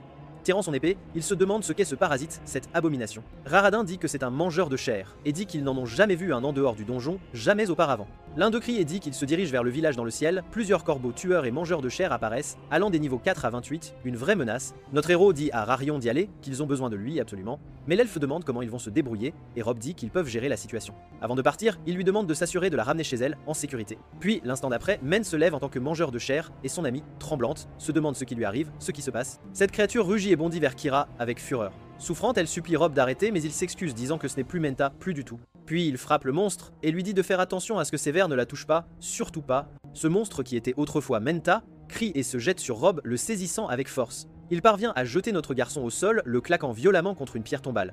D'une voix tremblante, elle essaie de parler à son vieil ami, disant que c'est elle, Akira, son ami. En pleurant, elle demande s'il ne la reconnaît pas, elle, son ami. Le monstre la regarde, se tordant de partout, de façon grotesque. Cette masse de verre commence à prendre le contrôle du corps de l'elfe. Kira, tremblante, essaie de parler, le suppliant de ne pas faire ça, de s'arrêter, mais à ce moment, Rob apparaît, saisissant le monstre par derrière, disant de ne pas aller si vite, pas si vite. Mais la créature a une force exceptionnelle et jette notre héros au sol à nouveau avec force, brutalement. Elle le saisit par le col et commence à le soulever une fois de plus, sans effort, puis il le soulève et commence à l'étrangler, sans pitié. Il essaie de tirer le garçon plus près de sa bouche avec un énorme verre qui en sort, une vision horrible. Rob lutte pour se dégager, quand soudain Kira transperce son vieil ami avec son épée, d'un coup sec. En pleurant, elle s'excuse pour cela, pour cet acte terrible, et d'un coup d'épée, coupe presque son ex-ami en deux. Rob tombe au sol, la main sur le cou, et Kira s'agenouille aussi, pleurant toujours, disant adieu à son vieil ami, et lui souhaitant de reposer en paix, pour l'éternité. Elle pleure, dévastée, tandis que notre héros essaie de la réconforter, de la soutenir. Elle le remercie de l'avoir aidé, et il demande si c'est ce que font les amis, n'est-ce pas? Puis la jeune fille répond oui, c'est ce que font les amis, bien sûr. Le vieil homme dit que c'était la cible, qu'ils ont volé droit dessus, qu'ils cherchaient le lieu de pouvoir et se demande s'ils sont capables de coordonner quelque chose comme ça. Une telle attaque? Riadin rapporte que Kira et l'humain ont réussi à revenir sains et saufs, et l'aîné remercie Lufrin pour son aide. Il dit que le mangeur de chair a pris Mentor très rapidement, et qu'il semble que le cristal s'affaiblit dangereusement. Riadin dit que ça a l'air stable, mais le vieil homme demande pour combien de temps exactement.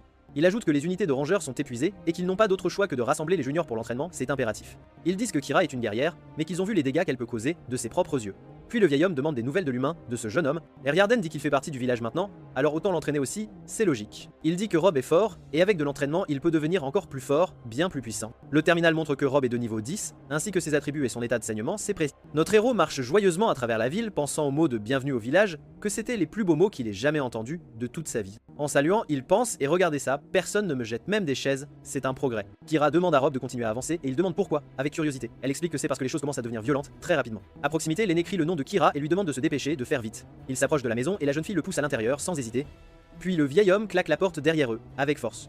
Regardant par la fenêtre, elle dit que la foule s'en va, du moins pour l'instant c'est un soulagement. Riordan dit que la nouvelle s'est répandue, et que les villageois savent déjà qu'il y a un humain en ville, parmi eux. Kara Croch est au sol et notre héros, inquiet, demande ce qui ne va pas, ce qui se passe, mais elle dit qu'elle va bien, tout va bien. Frustré, il dit bien sûr évidemment qu'elle a l'air géniale et elle répond qu'il y a une foule affamée qui vient pour lui et qu'il a de la chance que les funérailles se soient terminées avec cette distraction, cette diversion. Rob dit qu'il peut gérer les cris et les coups de poing, puis demande si elle veut parler de ce qui s'est passé avec Menta, de ce drame, mais elle répond non, catégoriquement. Riordan dit qu'il a raison de s'inquiéter, que personne ne devrait avoir à dire adieu à un ami comme ça, et s'excuse de ne pas avoir été plus utile, plus présent. Avec cette expression triste, elle dit que c'est bon, ça va. Puis, elle dit qu'elle va sortir pour faire disperser la foule et l'elfe ira avec elle. Que si elle veut parler pendant qu'ils le font, ils peuvent, l'elfe le remercie sincèrement, le vieil homme devient un peu tendu et notre héros s'inquiète vraiment. Rob se demande pourquoi il le regarde comme ça et se sent comme un insecte sur une boîte de pétri observée. Finalement, il demande quel est le nom du monde d'où il vient, son monde d'origine. Un peu gêné, il répond que c'est la Terre. Surpris, le vieil homme dit la Terre, et qu'il semble que cela fasse de lui un terrien, un habitant de la Terre. Embarrassé, il dit oui, il semble que oui, c'est bien ça.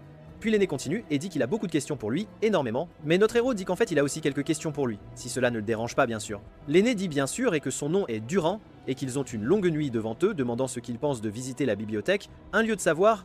En arrivant, il le remercie d'avoir défendu le village et notre héros dit qu'il était heureux d'aider, mais mentionne que Kara a fait tout le travail, que lui-même était en train d'être secouru en fait. Le vieil homme dit qu'il sait que son monde est aussi curieux pour Rob que le sien pour l'aîné et qu'il devrait le considérer comme une ressource précieuse. Il dit que aussi beau que soit cet endroit, une partie de lui. Puis il s'approche et pointe un endroit sur le globe, terminant en disant qu'il y a une partie de lui qui veut toujours retrouver le chemin de sa maison, de son foyer. Durand dit qu'il craint que ce soit le seul sujet sur lequel il n'a aucune connaissance, que son arrivée dans ce monde est sans précédent, un cas unique.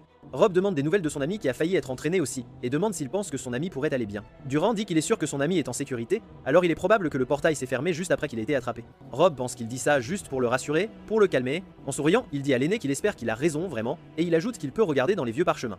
Il y a quelque chose qu'il a oublié, une information cruciale.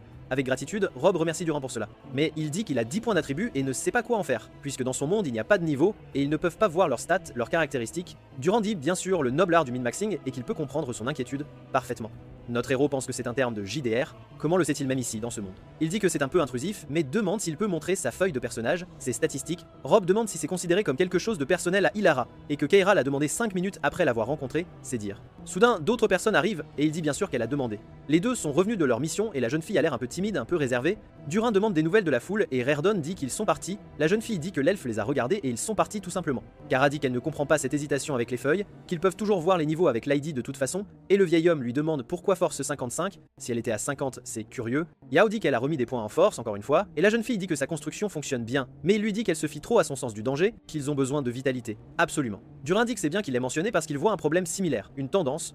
Il s'excuse si cela ressemble à une insulte, mais demande si Rob sait qu'il peut mettre des points dans d'autres attributs, pas seulement la force. Il explique que des choses se sont passées, beaucoup de choses, qu'il était plein de panique, et ferait n'importe quoi pour survivre, à tout prix. L'aîné dit qu'il comprend parfaitement et qu'il ne recommande pas de mettre des points en magie, parce que pour devenir un mage, il faut investir massivement en magie et en esprit dès le début, c'est essentiel. Rob commente que donc pas de boule de feu pour lui, malheureusement. Durand dit qu'il semble déçu et demande si la magie est convoitée dans son monde, et le garçon dit que beaucoup donneraient n'importe quoi pour elle, puisqu'il n'y a pas de magie sur Terre, aucune.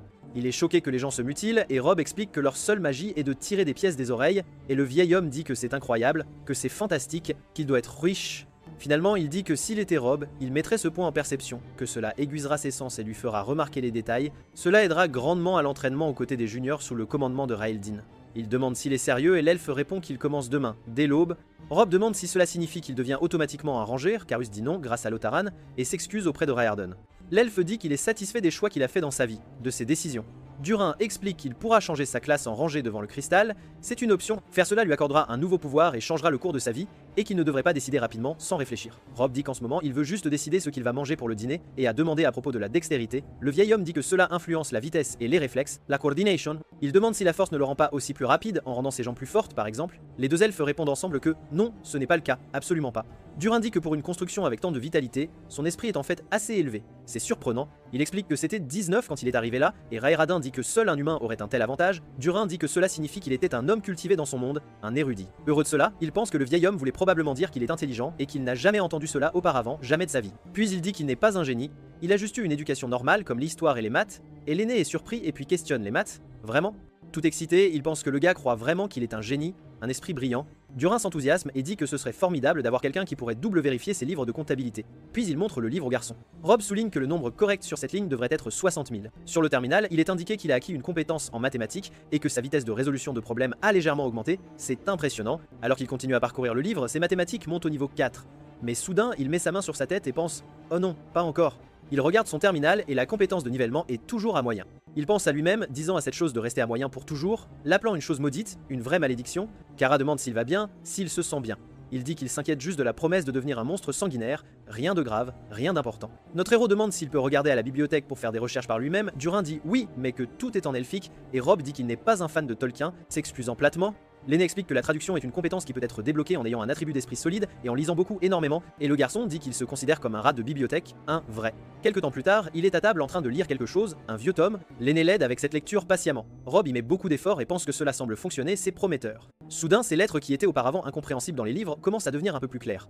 À moitié désespéré, il se demande pourquoi il a l'impression que son cerveau saigne, c'est étrange. Soudain, son ami se lève en disant qu'il y a quelque chose qui ne va pas avec son nez, c'est alarmant. Son nez saigne, et sur le terminal, il est indiqué qu'il a subi 9 points de dégâts localisés au cerveau. Elle a peur et demande rapidement à l'aîné Durin d'utiliser un sort de guérison, tandis que le terminal montre qu'il a subi 15 autres points de dégâts au cerveau, c'est grave. Rob se demande s'il reçoit la compétence de traduction automatique ou s'il fait un anévrisme. Et puis il subit 23 autres points de dégâts au cerveau, c'est terrible. Les deux elfes le regardent choqués et ils pensent que c'est définitivement un anévrisme. Et subit 35 autres points de dégâts au cerveau, c'est affreux. Il commence à perdre connaissance et puis il est indiqué qu'il a subi 50 et un autre point de dégâts au cerveau, c'est critique. Là, il affiche des messages d'erreur confus, mais juste après cela, il a acquis la compétence de traduction automatique. Le terminal suivant montre sa feuille, mais avec les stats indéfinies disant qu'elles sont en cours de reconfiguration, un processus complexe. Une pièce vole dans les airs et quelqu'un dit que cela déterminera le destin des humains, alors ils devraient placer leur pari sans tarder. 3 personnes apparaissent, l'une demande si c'est sérieux, et une autre dit qu'ils ne peuvent pas le croire, c'est incroyable. La pièce tombe au sol montrant sa face, et une autre demande si c'est sérieux, et que Luke semble être de son côté. Plus tard dans une maison, en toute discrétion, notre héros dort, et sur le terminal il est indiqué qu'il n'y a pas eu de dommages cérébraux permanents et une excuse pour son erreur système, lui accordant plus 1 en esprit, c'est une bonne nouvelle. Il se réveille quand il monte au niveau 11, gagnant 5 points d'attributs supplémentaires, c'est génial. Allongé sur le canapé, il pense qu'il voulait juste lire, tranquillement. Mais le terminal montre qu'il a reçu la compétence de traduction de la langue des anciens. Il pense que cela ressemblait à du code et se demande s'il pourrait être piégé dans une sorte de monde virtuel, un jeu vidéo. L'instant d'après, le terminal montre qu'il n'est pas dans un monde virtuel, c'est une certitude. Surpris par cela, il se lève en regardant autour de lui, demandant ce que c'était quand une voix remercie les dieux, avec ferveur. Kara s'approche inquiète et demande s'il se souvient de son nom, en souriant doucement. Il dit que c'est Kira et que c'est bon de voir un visage amical, un visage connu. Elle explique qu'il a eu des lésions cérébrales et que son visage n'est jamais amical, qu'il peut demander à n'importe qui dans le village, c'est bien connu. Rob dit qu'il ne sait pas exactement ce qui s'est passé, mais il s'excuse s'il les a effrayés, involontairement. Elle demande s'il ne se souvient de rien, absolument rien. Puis il répond qu'il ne se souvient que de beaucoup de lésions cérébrales, c'est tout. Exaspérée, elle dit qu'il a failli mourir et qu'il ne devrait pas plaisanter à ce sujet, c'est sérieux. Tremblante, elle dit qu'elle veut dire qu'elle ne veut pas enterrer 2 amis aujourd'hui. Pas du tout. Il s'excuse et dit que plaisanter est juste sa façon de faire face, de gérer la situation, mais il semble que le système lui ait donné le feu vert. Et à moins que le système ne se trompe ou ne mente, il n'a pas de lésions cérébrales permanentes, c'est une bonne chose. Kara dit que c'est rassurant que le système ne se trompe jamais ou ne mente jamais, et Rob dit qu'il semble avoir un sens de l'humour noir assez particulier. Elle s'alarme et demande ce qu'il veut dire s'il lui a parlé directement. Notre garçon dit qu'il ne dirait pas qu'il a parlé, mais que les notifications ont une bonne dose de sarcasme, un ton particulier. Kara dit qu'il devrait garder ça pour lui, que dire que le système lui parle est un signe clair de maladie mentale, une folie. Il dit que c'est bien noté et lui demande si elle peut maintenant lui expliquer précisément ce qui s'est passé. Elle explique que tout est arrivé d'un coup, l'ancien a utilisé sa magie d'analyse médicale, et elle croit que la phrase qu'il a employée était que son esprit se désagrégeait à un niveau fondamental, et il pense que ça ne sonne pas très bien. Mais il pense qu'au moins il a eu la traduction automatique à la fin, comme un prix de consolation. Elle dit qu'il a eu de la chance que Rowardon trouve le guérisseur rapidement, et qu'il aurait dû voir à quelle vitesse il était même bien blessé, mais maintenant il y a quelque chose de plus grave. En regardant par la fenêtre, il y a une foule dehors. Dehors, on peut voir une foule d'elfes en colère. Kara dit qu'ils sont là depuis des heures, et Rob dit qu'au moins ils n'ont pas brûlé la maison. Elle dit qu'ils ont essayé, alors notre héros demande s'ils ont vraiment essayé, et la fille confirme oui. Elle lui dit de s'asseoir, qu'elle va chercher Riordan et qu'il les fera tous disperser. Puis il dit de prendre tout le temps qu'elle veut, qu'il va juste lire, et elle demande s'il va vraiment faire ça après avoir failli mourir, mais Rob dit qu'il est sûr que ça ira. Pensant que c'est de meilleures chances que ce à quoi il est habitué, il prend le livre sur l'histoire d'Elatra. Caris dit qu'elle sera bientôt de retour, et si quelque chose arrive. Rob l'interrompt et dit qu'il criera, puis elle dit que c'est parfait. Il s'assied en pensant qu'il va enfin pouvoir lire ce qui s'est vraiment passé ici, ou si cela va le tuer. Dans le livre, il va à la partie qui parle du cataclysme. Il lit tout ce qu'il peut jusqu'à ce qu'il s'endorme finalement sur le canapé, pendant que les gens dehors crient qu'ils ne veulent pas d'humains sur leur terre. Le temps passe tandis que les gens ne cessent de crier dehors. Notre héros se demande s'ils sont toujours là et quel genre de caféine ils utilisent. Les gens crient des insultes quand Rob se lève et pense que ça suffit. Allant à la fenêtre, le terminal montre que la diplomatie est une mauvaise idée et il lui dit de se taire parce que ce n'est pas son superviseur. Dehors, l'elfe dit qu'il est réveillé, mais comme il peut le voir, la foule l'a retrouvé. Et Riordan dit que c'est créatif, tandis que la foule continue de chanter bruyamment. Il la regarde derrière alors que la foule crie des rimes en signe de protestation, toutes visant l'être humain responsable des choses qui se sont passées et qu'il ne peut pas rester là.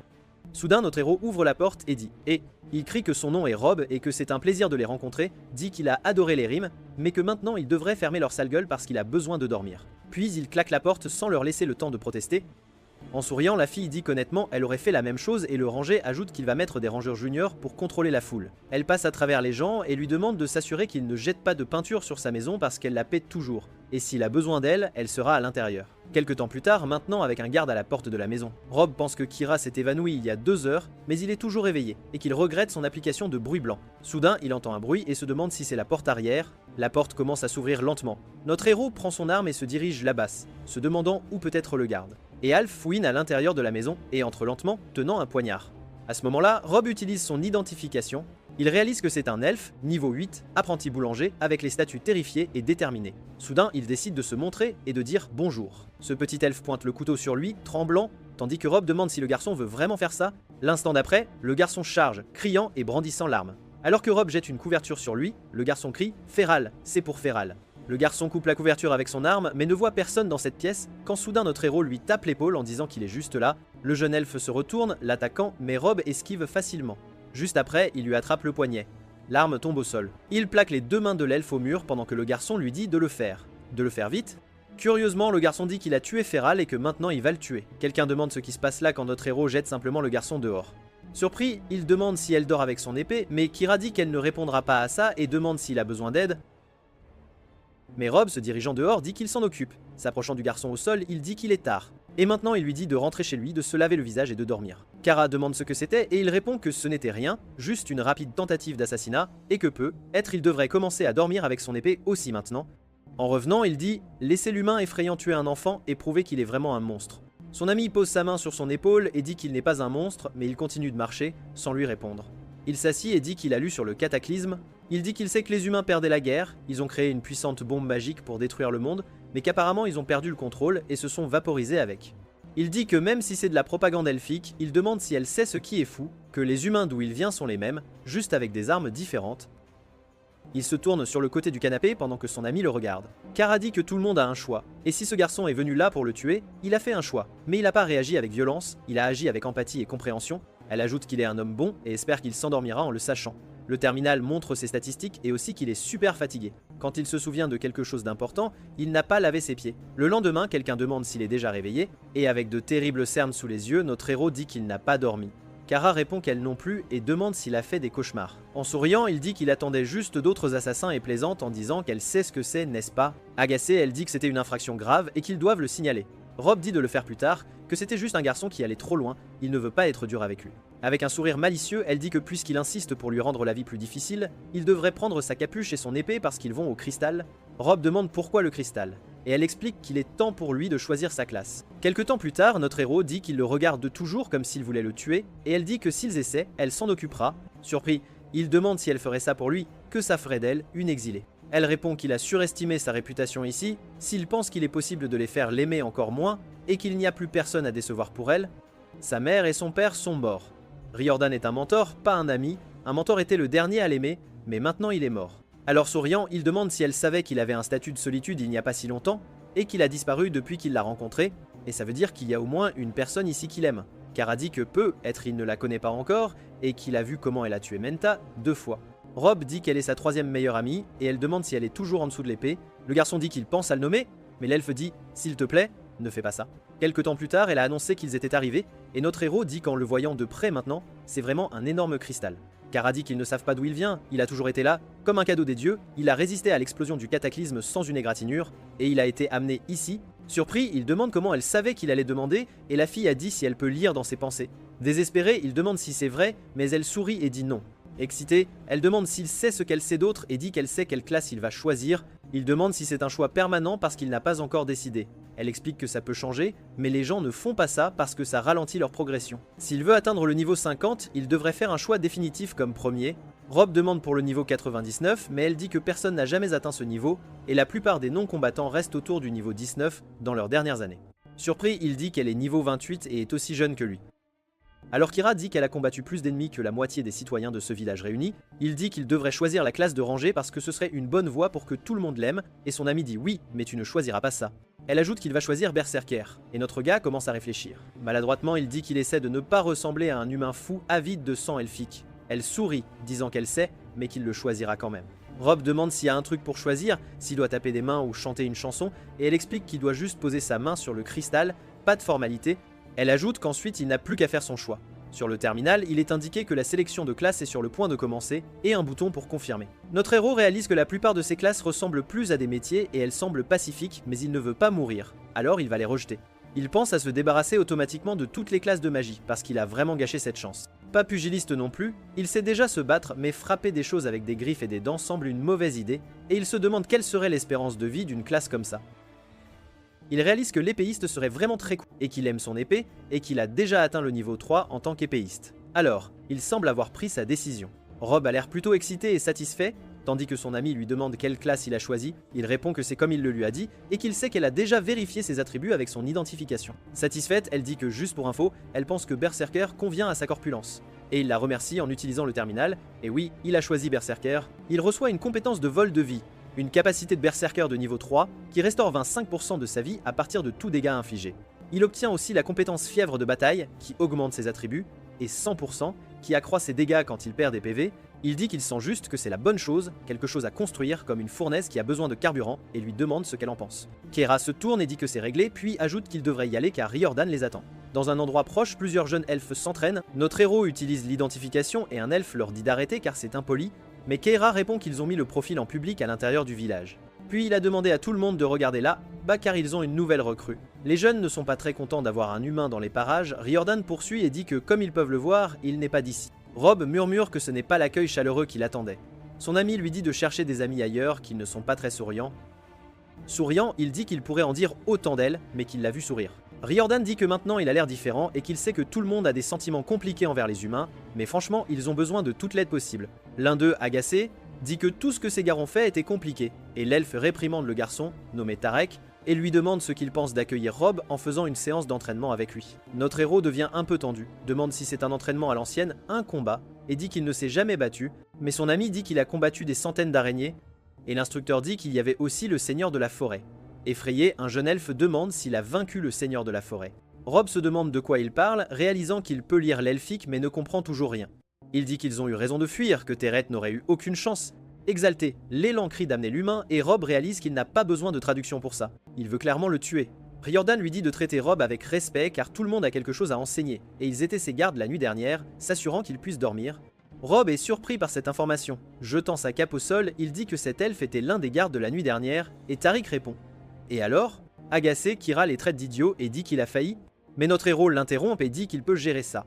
Attendant l'épée à la main, il demande s'ils vont s'entraîner ou non, et l'elfe l'appelle humain. Rob dit oui et demande quelles sont les règles, s'il y a une ceinture pour commencer ou un compte à rebours, mais soudain l'elfe charge déjà. Faisant tomber Rob, il dit qu'il n'y a pas de compte à rebours, il n'y en a jamais. Il essaie de donner un coup de pied, mais Rob esquive, tandis que Tarek dit « Bienvenue à Hexagon, où certains survivent ». Et il ajoute que d'autres non, se préparant à le poignarder avec son épée, mais l'instant d'après, son arme se brise en touchant le sol.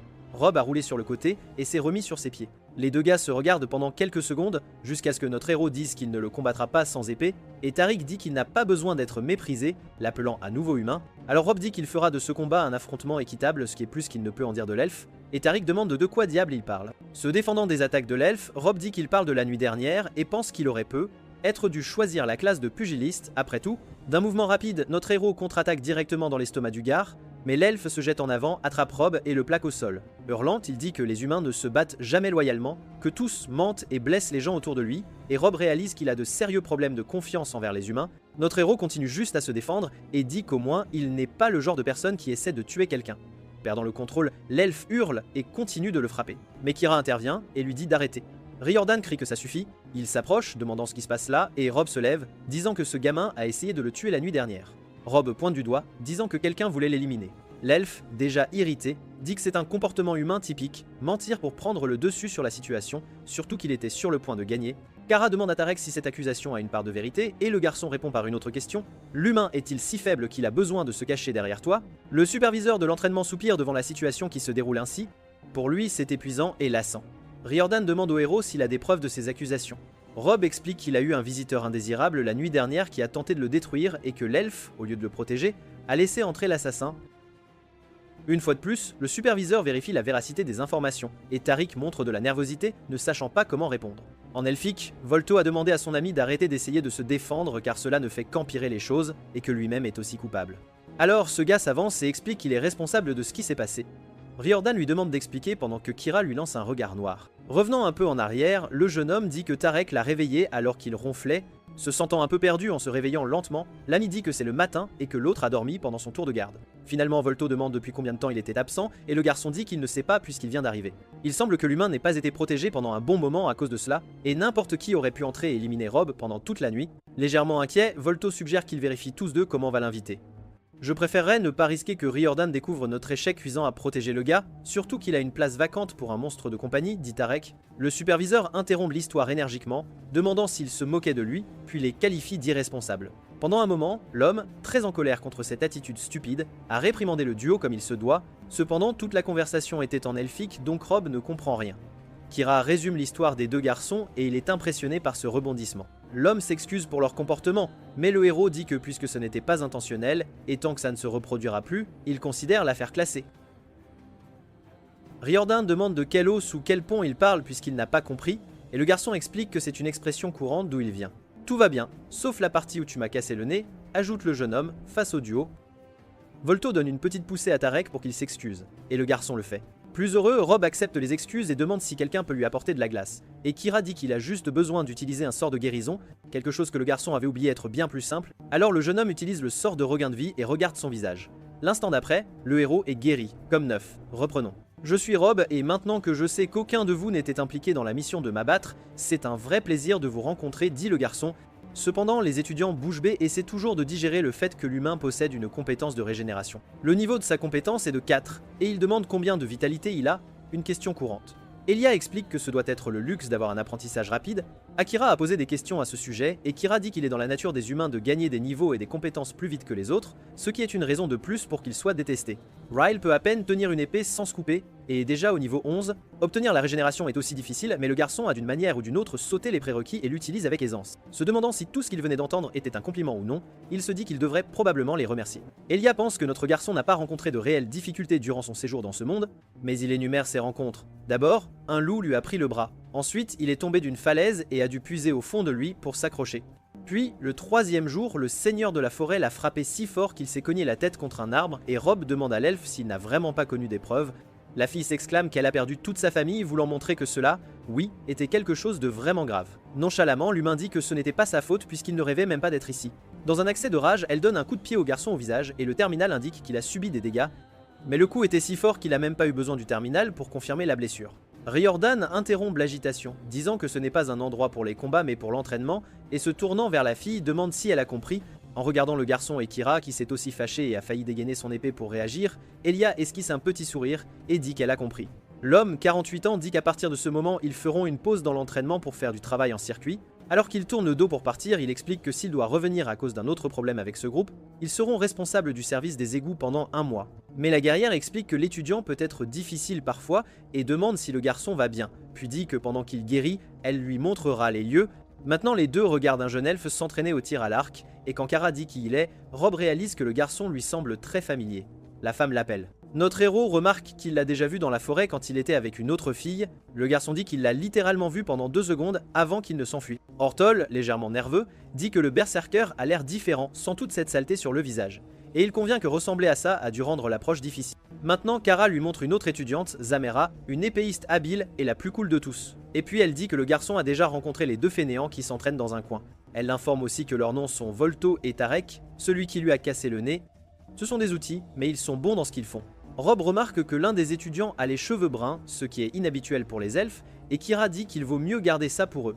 La guerrière explique que son grand-père était humain, et le jeune homme imagine que les problèmes de cet elfe avec lui viennent probablement de son père, et cela a du sens. Certains des proches de Tarek sont morts dans le cataclysme, donc c'est pas seulement des problèmes avec son père. Volto était son pote, et ils sont les meilleurs amis. Soudain, ce qui semblait être un couteau à voler, et il s'est planté dans le mur en bois juste à côté de la tête du héros. Alia s'excuse, disant que sa main a glissé par accident, tandis que le garçon panique légèrement. Kara explique que cette fille est sa personne la moins aimée du village. Remarquant que le garçon commence à être mal à l'aise, la femme l'exhorte à laisser tomber car la fille ne donnera aucune expérience s'il décide de se battre. L'elfe demande si le garçon est prêt pour plus de pratiques de tir, et Rob, ignorant complètement l'avertissement de l'autre, répond que la fille cherche la bagarre. Mais, contre toute attente d'Elia, il lève les bras et abandonne. Le garçon se tourne vers la femme derrière lui et demande si elle aimerait gérer cette situation. Extrêmement excitée par la suggestion, elle claque des doigts et dit « ce sera un plaisir ». L'instant d'après, Kara porte un coup et jette la fille au sol. Et encore, la fille retombe au sol. Le garçon dit qu'il n'arrive pas à croire qu'il vient de lâcher Kira comme un chien d'attaque, demandant qu'on lui rappelle de ne jamais réveiller ce côté d'elle. Puis Rob dit « tu sais ». Il dit que ça semblait une bonne idée à l'époque, mais ensuite l'elfe donne un énorme coup de poing en plein visage de l'autre fille, et Rob est un peu impressionné par la violence. Il dit qu'il croit que ça ne le concerne plus, et l'elfe répond que non, ces deux-là n'ont pas besoin d'excuses.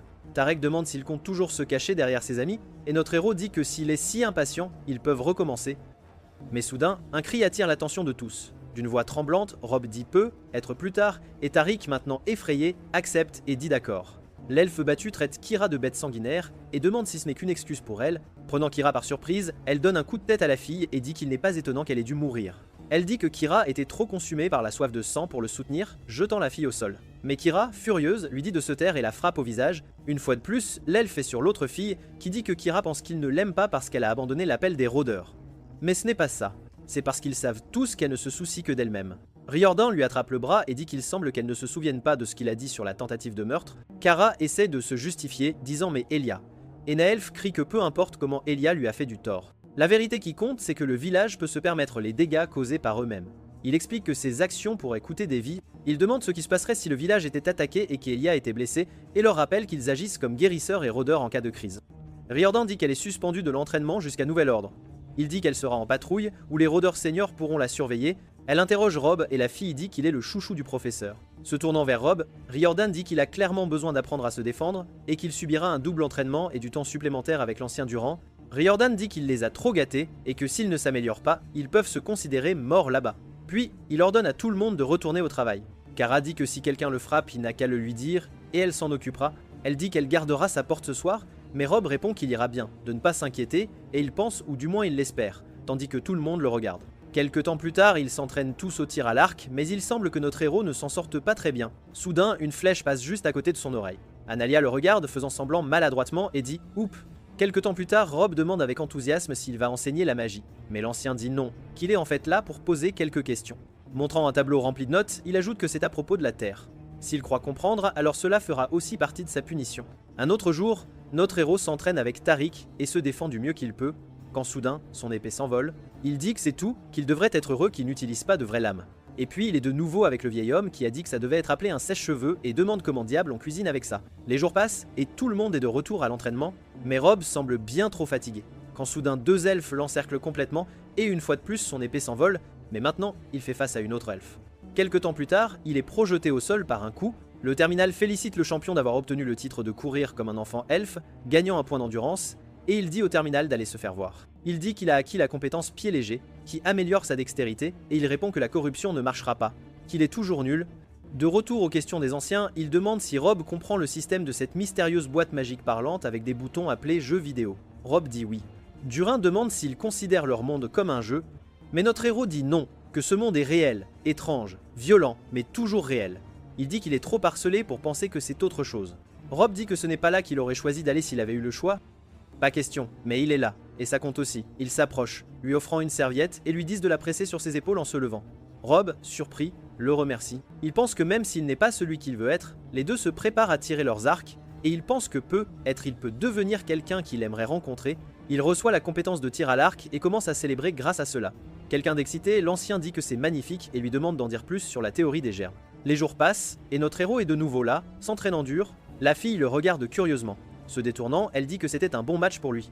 Il regarde son arme, satisfait, tandis que son corps tremble. Un peu plus tard, souriant, il bloque une lame venant vers lui, et la renvoie à Elia, qui a l'air un peu stupéfaite par cela. Quelque temps plus tard, Durin demande s'il y a de minuscules choses qui vivent en eux. Rob dit oui, ce sont des germes qui se propagent d'une personne à l'autre sans une bonne hygiène. L'ancien devient désespéré et dit « Si vous voulez bien m'excuser, je crois que j'aimerais prendre un bain, un vigoureux ». Un autre jour d'entraînement, notre héros parvient à désarmer Tariq en duel, puis pointe son arme sur lui et dit « Rends-toi ». Un peu plus tard, déjà seul, il s'entraîne avec son épée. De loin, Riordan observe notre héros travailler dur, puis dit qu'il y a quelque chose qu'il se demande. Il parle de l'épée de Rob, et Rob demande s'il fait référence à son troisième meilleur ami. Puis l'elfe demande si c'est de l'acier nain. Souriant, Rob demande si l'elfe pense qu'il devrait savoir ce qu'est l'acier nain. Riordan remarque qu'elle est très bien équilibrée. Il explique que les lames naines ne rouillent ni ne s'émoussent jamais, qu'elles sont aussi tranchantes qu'un ouragan ou des vents coupants. Il dit que, comme il le dit toujours, ne soyez pas trop confiant, gardez ça en tête, une épée n'est aussi bonne que la personne qui la manie. Rob se demande si c'était la drôle de façon de l'elfe de dire bon travail. Kara demande s'il est sûr de cela, et Riordan dit que tout ce dont il a besoin est une confirmation pour le lui montrer, alors elle dit qu'il devrait se dépêcher. Elle est surprise et dit que le donjon qu'elle a trouvé avec Manta est devenu beaucoup plus grand, et le mentor dit qu'ils doivent le purger avant qu'il ne commence à cracher des monstres. Soudain, un bruit fort fait dire à l'elfe qu'ils sont trop tard. Un énorme monstre infecté fonce sur eux. C'est un minotaure enragé de niveau 36. Cette créature massive court après eux tandis que le duo essaie de prendre ses distances. Riordan dit qu'ils devront combattre cette chose seuls.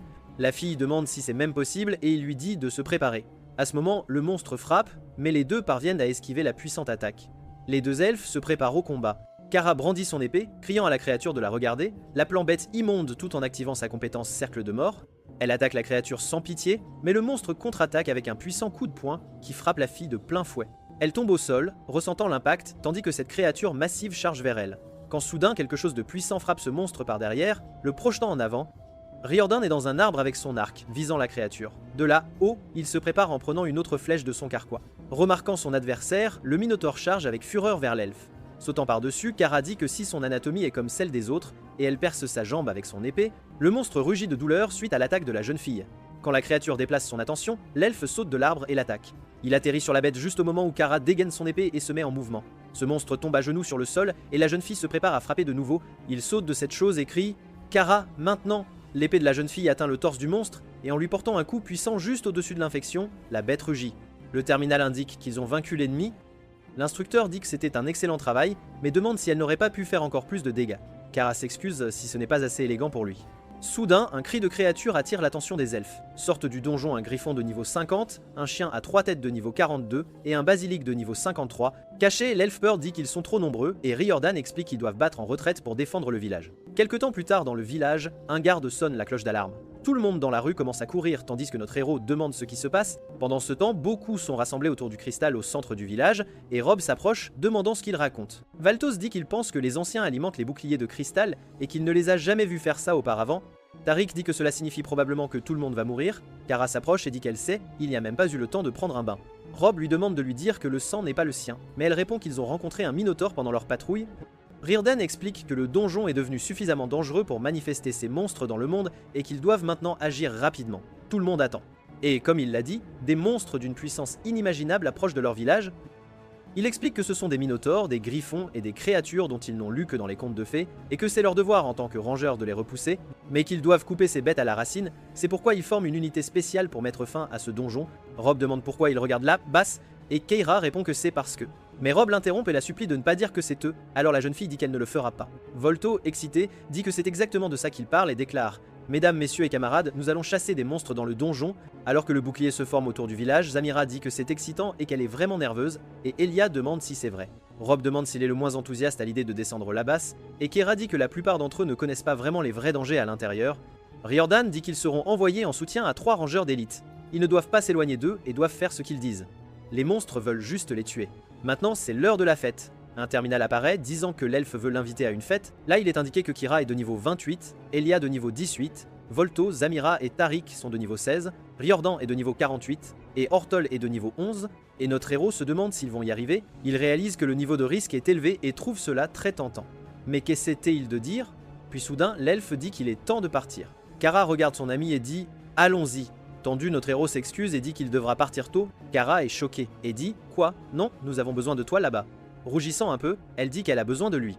Gênée, elle explique qu'elle veut dire qu'il lui a couvert les arrières auparavant dans ce même donjon, alors ils doivent le refaire. L'un des rangeurs dit que ce qu'elle veut n'a pas d'importance. Il a une grande responsabilité. Balto dit qu'en fait il est vraiment fort, il l'a vu soulever des poids, et Aelia ajoute qu'il peut se débrouiller au combat. Mais l'elfe plus âgé dit que c'est un humain, et qu'ils ne peuvent pas prendre ce genre de risque là où ils vont. Rob remercie tout le monde pour le soutien, mais dit que l'homme a raison, il ne peut pas, et s'excuse. Ce ranger dit « Voilà, il l'a dit lui-même », et leur dit de se diriger vers le donjon car chaque seconde perdue rapproche le village de la ruine. Il s'approche de Kira pour dire quelque chose, et elle lui dit qu'ils iront bien, qu'il a vu de quoi elle est capable, et qu'il peut voir tout le monde puisqu'il est enregistré dans le groupe. Baissant les yeux, un peu contrarié, il dit « C'est vrai, le terminal de groupe ». Elle lui dit de veiller sur Antol pendant leur absence et qu'ils reviendront plus vite qu'ils ne le pensent. En lui faisant un signe d'adieu, il espère qu'elle a raison. Quelque temps plus tard, plusieurs créatures encerclent le village. Ce puissant griffon charge contre le bouclier de la ville, tandis que le serpent géant observe les murs de la cité et que les gardes-elfes se tiennent prêts. Il tire sur cette énorme créature faisant pleuvoir des flèches sur elle. Le serpent est frappé par des centaines de flèches, puis il saute de là où il était. Riordan avance, disant qu'ils doivent créer une ouverture et qu'il devrait agir quand il verra une chance. L'elfe attaque cette énorme créature. Elle ressent l'attaque tandis que Kira dit qu'elle connaît le chemin, leur criant de la suivre. En courant, elle utilise sa compétence pied léger pour se déplacer plus vite. De l'intérieur, notre héros observe le groupe s'éloigner et réalise qu'ils ont réussi à passer. Ornetal dit qu'il y a des problèmes à l'est et qu'ils sont trop dispersés. Ce chien à 3 têtes grogne et charge vers le village. Se dirigeant vers la créature, notre héros dit qu'il va s'en occuper. Une véritable bataille se déroule à l'entrée du village. Les elfes combattent ces puissantes créatures tandis que notre héros descend du mur. En bas, un chien géant à 3 têtes essaie de briser le bouclier. Il pense qu'il ne peut pas trop se laisser emporter. Ou il finira par monter de niveau, il va juste le mener à la cavalerie. Puis il court devant le monstre, l'appelant comme on appelle un petit animal de compagnie. Il demande ce qu'il pense de jouer à une partie de chat et qu'il sera l'appât.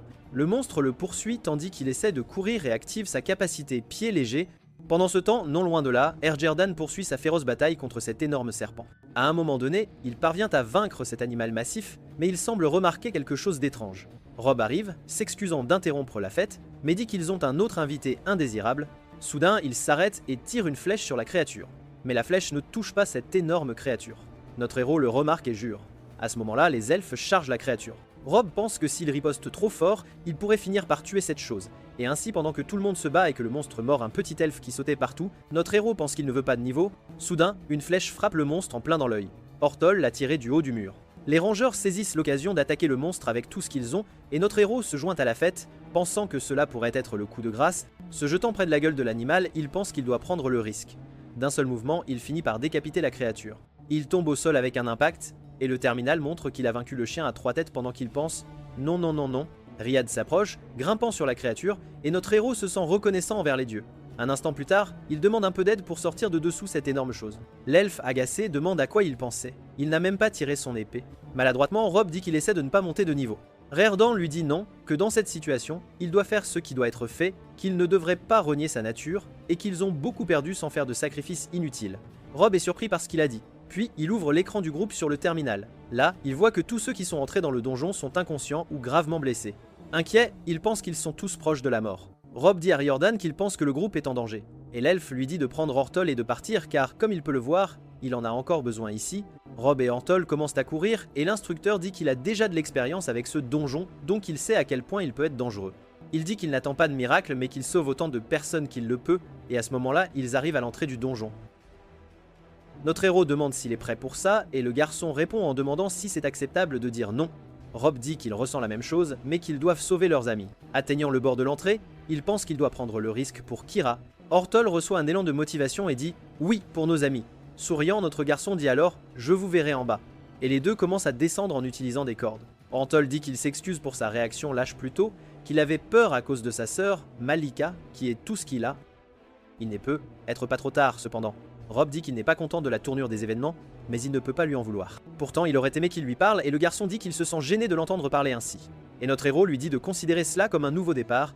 Il le remercie de l'avoir sauvé du chien à 3 têtes tout en tendant la main au garçon. Il sourit et accepte la main de Rob, tandis que la tortue montre que la compétence de diplomatie est passée au niveau 3. Rob pense « Sérieusement, la diplomatie n'est pas vraiment utile dans un donjon. Notre gars dit que le chemin d'entrée du donjon est par là, et juste pour qu'il sache, il pourrait y avoir des araignées, et il pourrait crier. » L'elfe dit qu'il avait raison après tout, il y a des araignées. Il commente qu'il semble que Kira et le groupe aient nettoyé cette zone sans trop de problèmes. Et l'elfe demande ce qui, selon lui, les a si gravement blessés et pourquoi ils n'ont pas laissé ça au seigneur. Rob dit que quelque chose d'autre a dû se passer là-bas et Ortol crie « Là !» Il pointe du doigt le bout d'un couloir où il y a une lumière rouge. Notre héros dit qu'il va passer devant au cas où il y aurait quelque chose de maléfique et de meurtrier là-bas, tandis que le garçon dit qu'il ne discutera pas de ça. Il demande comment tout le monde va, tandis que Rob vérifie le terminal et dit que Zemira a perdu encore 30 PV, et que certains sont inconscients, mais qu'ils sont toujours en vie. Il suggère qu'il devrait se déplacer rapidement, mais l'instant d'après, un tentacule lui attrape le pied. Le tirant violemment dans les escaliers, notre héros dégringole et rebondit jusqu'en bas. Au fond, il y a une sorte de portail similaire à celui qui l'a amené là. Effrayé, il dit que c'est comme la dernière fois, et pense immédiatement à tomber dans le portail. Tendu, il se demande si cela pourrait être son chemin vers la maison. Mais Ortol arrive en courant derrière lui, criant « Rob, non! Et nos amis !» Reprenant ses esprits, il pense que le garçon a raison, il doit sauver ses amis, il doit sauver Kira. Cette chose pleine de dents essaie de les attirer, mais il réalise que ce n'est pas comme la dernière fois. D'un mouvement précis, il tranche les tentacules. Il continue de combattre les tentacules en pensant qu'il n'a pas survécu à des loups infinis juste pour être mangé par un trou de bouche flottant. Ortol lui crie de s'accrocher et lance un projectile sur le monstre, provoquant une explosion bleuâtre entre le monstre et notre héros. La créature retire ses tentacules, puis elle commence à reculer loin des héros. Le monstre recule jusqu'à disparaître de la vue. Ortol demande s'il va bien.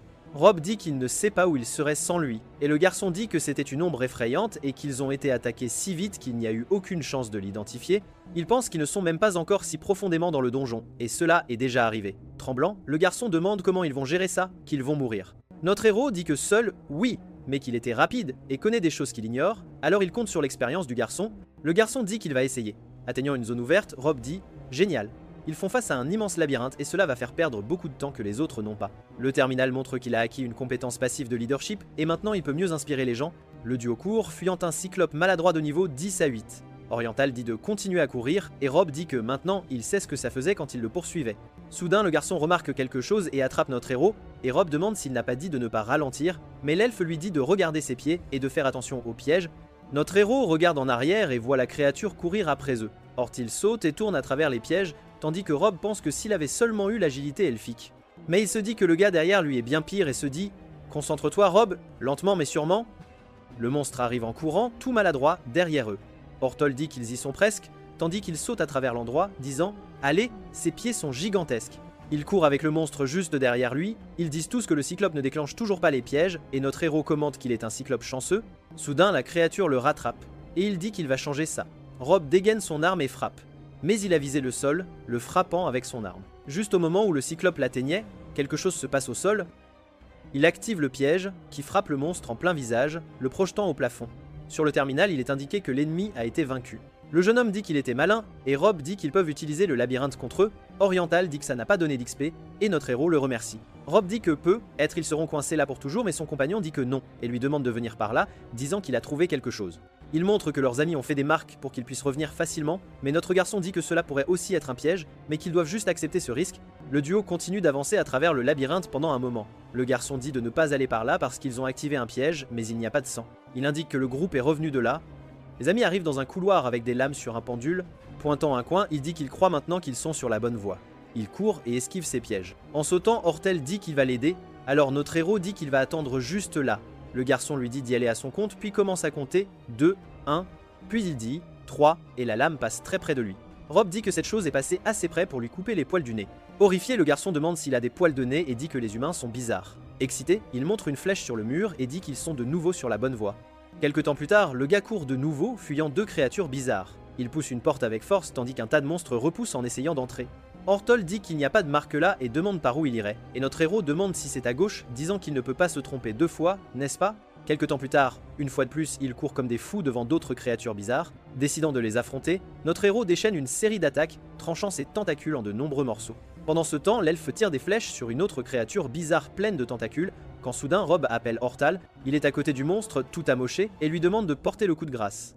Son ami elfe lui demande s'il est sûr, mais notre héros insiste, disant qu'il devrait prendre toute l'XP. Le garçon porte le coup final, et sur le terminal, il est indiqué qu'il a atteint le niveau 12. Il remercie son ami en disant que peu de gens offrent le coup de grâce, et Rob dit qu'il devrait être le seul à monter de niveau, tandis que le garçon lui dit de le mettre en perception. Une autre créature avance pour les attaquer, et Rob la frappe avec son énorme épée. Excité, il réalise qu'il peut au moins monter de niveau sa classe, gagnant le niveau 2 en bagarre, bien que pas aussi rapidement. Rengainant son arme, il dit qu'il devrait continuer d'avancer. Il remarque un piège, et grâce à cela gagne un point de perception. Avec un piège empoisonné, il parvient également à élever son niveau de résistance au poison à 5. Déjà en lieu sûr, il commence à utiliser sa capacité de guérison. Orantol dit qu'il continue de se blesser, mais Rob explique qu'il est le tank et l'elfe est le guide, expliquant que sur Terre, le tank est le guide qui se tient devant pour prendre les dégâts pour ses amis. Heureux de l'information, l'elfe demande s'ils sont amis, et en le serrant dans ses bras, notre héros dit que quiconque lui a sauvé la vie tant de fois se qualifie pour cela. Soudain, le garçon remarque quelque chose d'étrange et commente qu'il croit qu'ils ne sont pas seuls. Le gars dit que c'est une gelée noire et que c'est définitivement pour l'assassiner. Sorti de nulle part, devant eux apparaît une créature grotesque. Et le terminal affiche toutes les données confuses avec une combinaison de lettres étranges lorsque Rob essaie de l'identifier. Les amis sont sous le choc et effrayés tandis qu'ils demandent si ce sont. Ortol demande si c'est réel tandis que notre héros se précipite vers lui. Le tirant juste à temps pour ne pas être touché par une flèche, Rob leur ordonne de courir vers la porte. Ces monstres continuent de ramper derrière eux, tirant beaucoup de flèches. Atteignant la porte, le garçon la traverse en descendant les escaliers tandis que notre héros est projeté dans les escaliers. Il tombe sur l'elfe et les deux continuent de rouler dans les escaliers. En bas, ils se cognent la tête l'un contre l'autre. Allongé sur le sol, ils commencent à se remettre. Notre héros dit qu'il ne peut pas croire qu'il les ait suivis et croit qu'il sait maintenant ce qui est arrivé au rangeur senior. Mais, tremblant, Ortol appelle Rad. Ils sont dans une immense salle où une caméra bestiale essaie d'atteindre quelque chose. Sous le choc, il dit que c'est la chose la plus effrayante qu'il ait jamais vue. Et notre héros dit « Non, c'est ça ». Ils peuvent voir qu'il y a une tour au milieu, et des centaines d'araignées descendent vers un endroit. Oriental lui demande d'attendre car il entend quelque chose. Quelqu'un se plaint de pourquoi il y en a tant et le jeune homme réalise que c'est Elia, tandis que Rob demande où elle est, où ils sont tous. Criant avec excitation, le garçon dit qu'ils les ont trouvés, par l'Otran, ils les ont trouvés. Mais c'est pas une très bonne nouvelle pour notre héros, qui est malheureux de devoir affronter ces créatures parmi tant d'autres. On peut voir le nombre gigantesque d'arachnides se diriger vers les deux tandis qu'il demande une bombe incendiaire. L'elfe dit même que la bombe ne fera rien contre les araignées, mais notre héros lui dit de faire confiance. Bientôt, les deux attrapent les petites boules explosives et commencent à attaquer les araignées. Quand le protagoniste la lance, activant sa compétence d'arachnophobie, cela provoque une énorme explosion, détruisant et éliminant plusieurs araignées. Beaucoup de morceaux d'araignées volent et tombent sur les deux. L'elfe se demande comment il a fait ça, mais je pense que les deux n'ont pas le temps pour des explications en ce moment. Il y a une araignée géante avec le protagoniste bloqué dans ses yeux, et ses yeux sont aussi bloqués sur l'araignée géante, mais purement par peur. C'est à ce moment que la bête s'échappe de sa captivité et commence à les poursuivre. Il court rapidement tandis que l'elfe continue de donner des grenades à notre héros. Il continue de lancer et d'éliminer les araignées plus petites, gagnant beaucoup d'XP pour cela, réussissant même à monter de niveau sa compétence de berserker. Alors qu'il brille de plus en plus de munitions, il est heureux que maintenant ils aient de l'espoir. Notre héros s'arrête simplement et se tourne vers l'araignée géante, lui disant de se préparer à ça. Car il lance plusieurs boules explosives à la fois, frappant à la fois les jeunes et la grande. L'explosion est si forte qu'elle finit par le blesser un peu, lui causant quelques brûlures, mais il a la compétence de récupération, ce qui fait que ses blessures guérissent rapidement. Comme un maniaque, il dit que ça l'aurait effrayé au début, mais maintenant il est devenu le pire cauchemar de l'araignée, demandant si elle s'attendait à une sorte de combat équitable. Pour ce scélérat, il n'y a pas de justice, l'affaire c'est des bombes sur eux et l'extermination des insectes. Après avoir lancé une douzaine de boules explosives, la géante tombe enfin, lui donnant beaucoup d'XP et le faisant monter de niveau. Mais c'est à ce moment précis que l'elfe ressent une aura vraiment intimidante émanant du protagoniste, et quand il se retourne, avec ses deux yeux ne montrant absolument aucune émotion, ça fait que le petit gars se fait pratiquement dessus en voyant cet humain si bizarre. Il pense même qu'il aurait dû venir avec un pantalon marron car maintenant il est complètement paniqué. Mais notre proto s'excuse simplement et dit qu'il a vraiment très peur des araignées. Même s'ils ont éliminé la grosse, le petit elfe prévient qu'il y en a encore beaucoup d'autres. Et quand les deux regardent derrière eux, ils voient qu'un essamantier a maintenant du sang dans les yeux parce qu'il a tué la reine. Le maître de cérémonie dit à l'elfe de donner des potions aux blessés, car lui va distraire tous les insectes. Et même si le petit le prévient qu'il va mourir, le proto se contente d'un sourire confiant et dit qu'il va s'en sortir vivant d'ici aujourd'hui. En fait, c'est logique qu'il soit si confiant, car ses PV sont au maximum et il a une résistance au poison et la fureur prête dans sa poche arrière. Donc s'il ne s'agit que d'un seul coup d'épée, il est déjà capable d'éliminer plusieurs araignées d'un seul coup. Pendant ce temps, l'elfe, de loin, pense juste que cet humain est complètement fou. Mais sa mission est tout autre, et il doit se concentrer sur la grande chimère là-bas.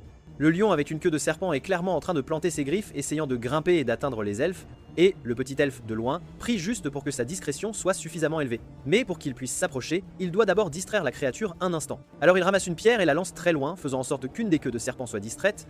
Bientôt, il réussit à s'approcher et à atteindre la porte sans être remarqué.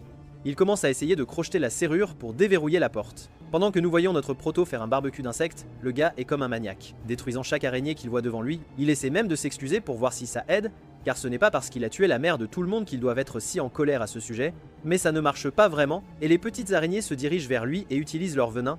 Va-t-il se transformer en Spider-Man maintenant? On ne sait pas. Sa situation est vraiment désespérée, car peu importe la vitesse à laquelle il court, il y a des araignées partout. Au plafond, sur le sol, sur les murs, sur les portes, et se retrouvant dans cette situation très acculée, il pense qu'il doit faire quelque chose de fou pour survivre. C'est pourquoi il saute simplement les escaliers, faisant un grand saut de super-héros. En plus du saut, il fait aussi l'atterrissage classique de super-héros, avec un genou au sol et l'autre main en équilibre, mais, comme tout le monde le sait déjà, Deadpool nous a prouvé que cet atterrissage n'est pas très bon, et que ça fait vraiment mal au genou. Le pauvre gars peut à peine se relever, même en utilisant son épée comme support. Mais quand les araignées se dirigent vers lui, il dit que ce n'est pas lui qui est enfermé avec elles, ce sont elles qui sont enfermées avec lui. De retour au groupe piégé, ils sont un peu confus, se demandant où sont passées les araignées qui étaient là tout à l'heure. Mais à ce moment-là, il commence à entendre un bruit à la porte, devenant immédiatement anxieux, pensant que c'est encore plus d'entre elles, mais avant que les deux elfes ne passent à l'action, ils entendent la voix d'Andol, se demandant comment ce gamin est encore en vie. Ils ouvrent la porte et demandent immédiatement ce qu'il fait là, obtenant la réponse qu'il est là pour sauver tout le monde, laissant les elfes plus âgés perplexes quant à la façon dont il a réussi à passer la reine araignée, à quoi il répond que Raad l'a tué, laissant les deux impressionnés qu'un humain ait fait ça. Bien sûr, c'était pas la manière traditionnelle car il a juste brûlé tout le monde en cendres, mais quand même, il a gagné. L'aîné dit qu'ils ont de la chance de ne pas avoir deux caméras bestiales, faisant se demander au plus petit ce qui est arrivé à l'autre, mais son compagnon ne répond pas et est juste content que son ami ait maintenant du renfort. Celui aux cheveux longs arrive en demandant où est l'humain maintenant.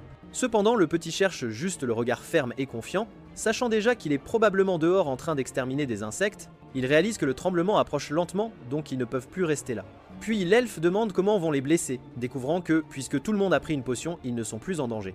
Cependant, il n'y a toujours aucune confirmation de quand ils pourront se tenir debout, donc ils ne peuvent pas être emmenés au combat. La situation semble très compliquée, car le lion s'approche de plus en plus et secoue toute la tour, faisant penser à tout le monde que la tour va s'effondrer avant qu'il ne soit prêt à combattre. La situation est vraiment mauvaise, car même s'ils doivent bouger et sortir de là rapidement, il est impossible de vaincre cette chose avec tout le monde blessé. Mais à ce moment-là, notre petit elfe dit qu'il est assez petit pour passer par la fenêtre, alors il va le distraire pendant que tout le monde récupère. Évidemment, les deux là se mettent en colère disant qu'il va mourir s'il fait ça, mais le jeune dit juste qu'ils oublient un membre très important du groupe, et nous savons clairement qui c'est, le plus grand exterminateur d'insectes de l'histoire de Manhwa. Le gars est toujours en train d'exterminer des araignées. Il est si sinistre, avec un regard si terrifiant que même les araignées restantes ne peuvent pas le regarder trop longtemps. Et elles commencent bientôt à s'enfuir, tandis qu'il les nargue de vraiment partir si elles ont peur. Pendant qu'il monte les escaliers, il finit par ressentir une présence intimidante là-haut, se demandant quel genre d'abomination se trouve là. Mais comme il n'est pas stupide ou quoi que ce soit de ce genre, il ferme simplement la porte et dit que tout ce qui est là, haut, restera là, haut. Il va ensuite vérifier son statut, les bases, remarquant qu'en plus de gagner beaucoup d'XP de tout ça, il a aussi réussi à améliorer certaines compétences. Mais quand il retourne au point de départ et trouve la chimère se faisant frapper par plusieurs flèches, la bête a en fait peur, car le lion gigantesque mord simplement les flèches comme s'il mettait des brochettes dans sa bouche, et elle commence à mettre beaucoup plus de force pour grimper maintenant, s'accrochant fermement au mur alors qu'elle atteint presque les elfes là, haut. À ce moment-là, le petit saute en esquivant une attaque, tombant lourdement sur le sol et se cognant même la tête sur un rocher. Le MC s'approche en demandant s'il va bien, car c'était une assez mauvaise chute. Mais les deux n'ont pas beaucoup de temps pour s'inquiéter l'un de l'autre puisque la bête approche. Malheureusement, l'elfe a fini par se tordre la cheville en se jetant au sol, ce qui a énervé Rob, car il imaginait que les elfes devaient être comme des chats, mais l'elfe ne sait pas ce qu'est un chat. Pendant qu'Akimera les poursuit tous les deux, elle finit par prendre quelques flèches dans le dos et se tourne bientôt vers les elfes qui sont toujours là, haut. Mais les flèches ne sont vraiment là que pour la distraction, car elles n'ont pas beaucoup d'effet sur la bête. L'elfe demande même à être laissé derrière, mais le protagoniste est déterminé et va mettre des points en endurance, s'arrêtant soudainement pendant que la bête charge vers les deux. Mais ce qu'elle frappe n'est que le sol vide, car le kit a activé la compétence de dash et commence à courir avec l'elfe sur son dos. Le petit demande s'il y a un plan, ce qui je pense devrait être son travail puisqu'il a sauté imprudemment, mais le plan du protagoniste est simplement de courir jusqu'à ce que quelqu'un vienne aider.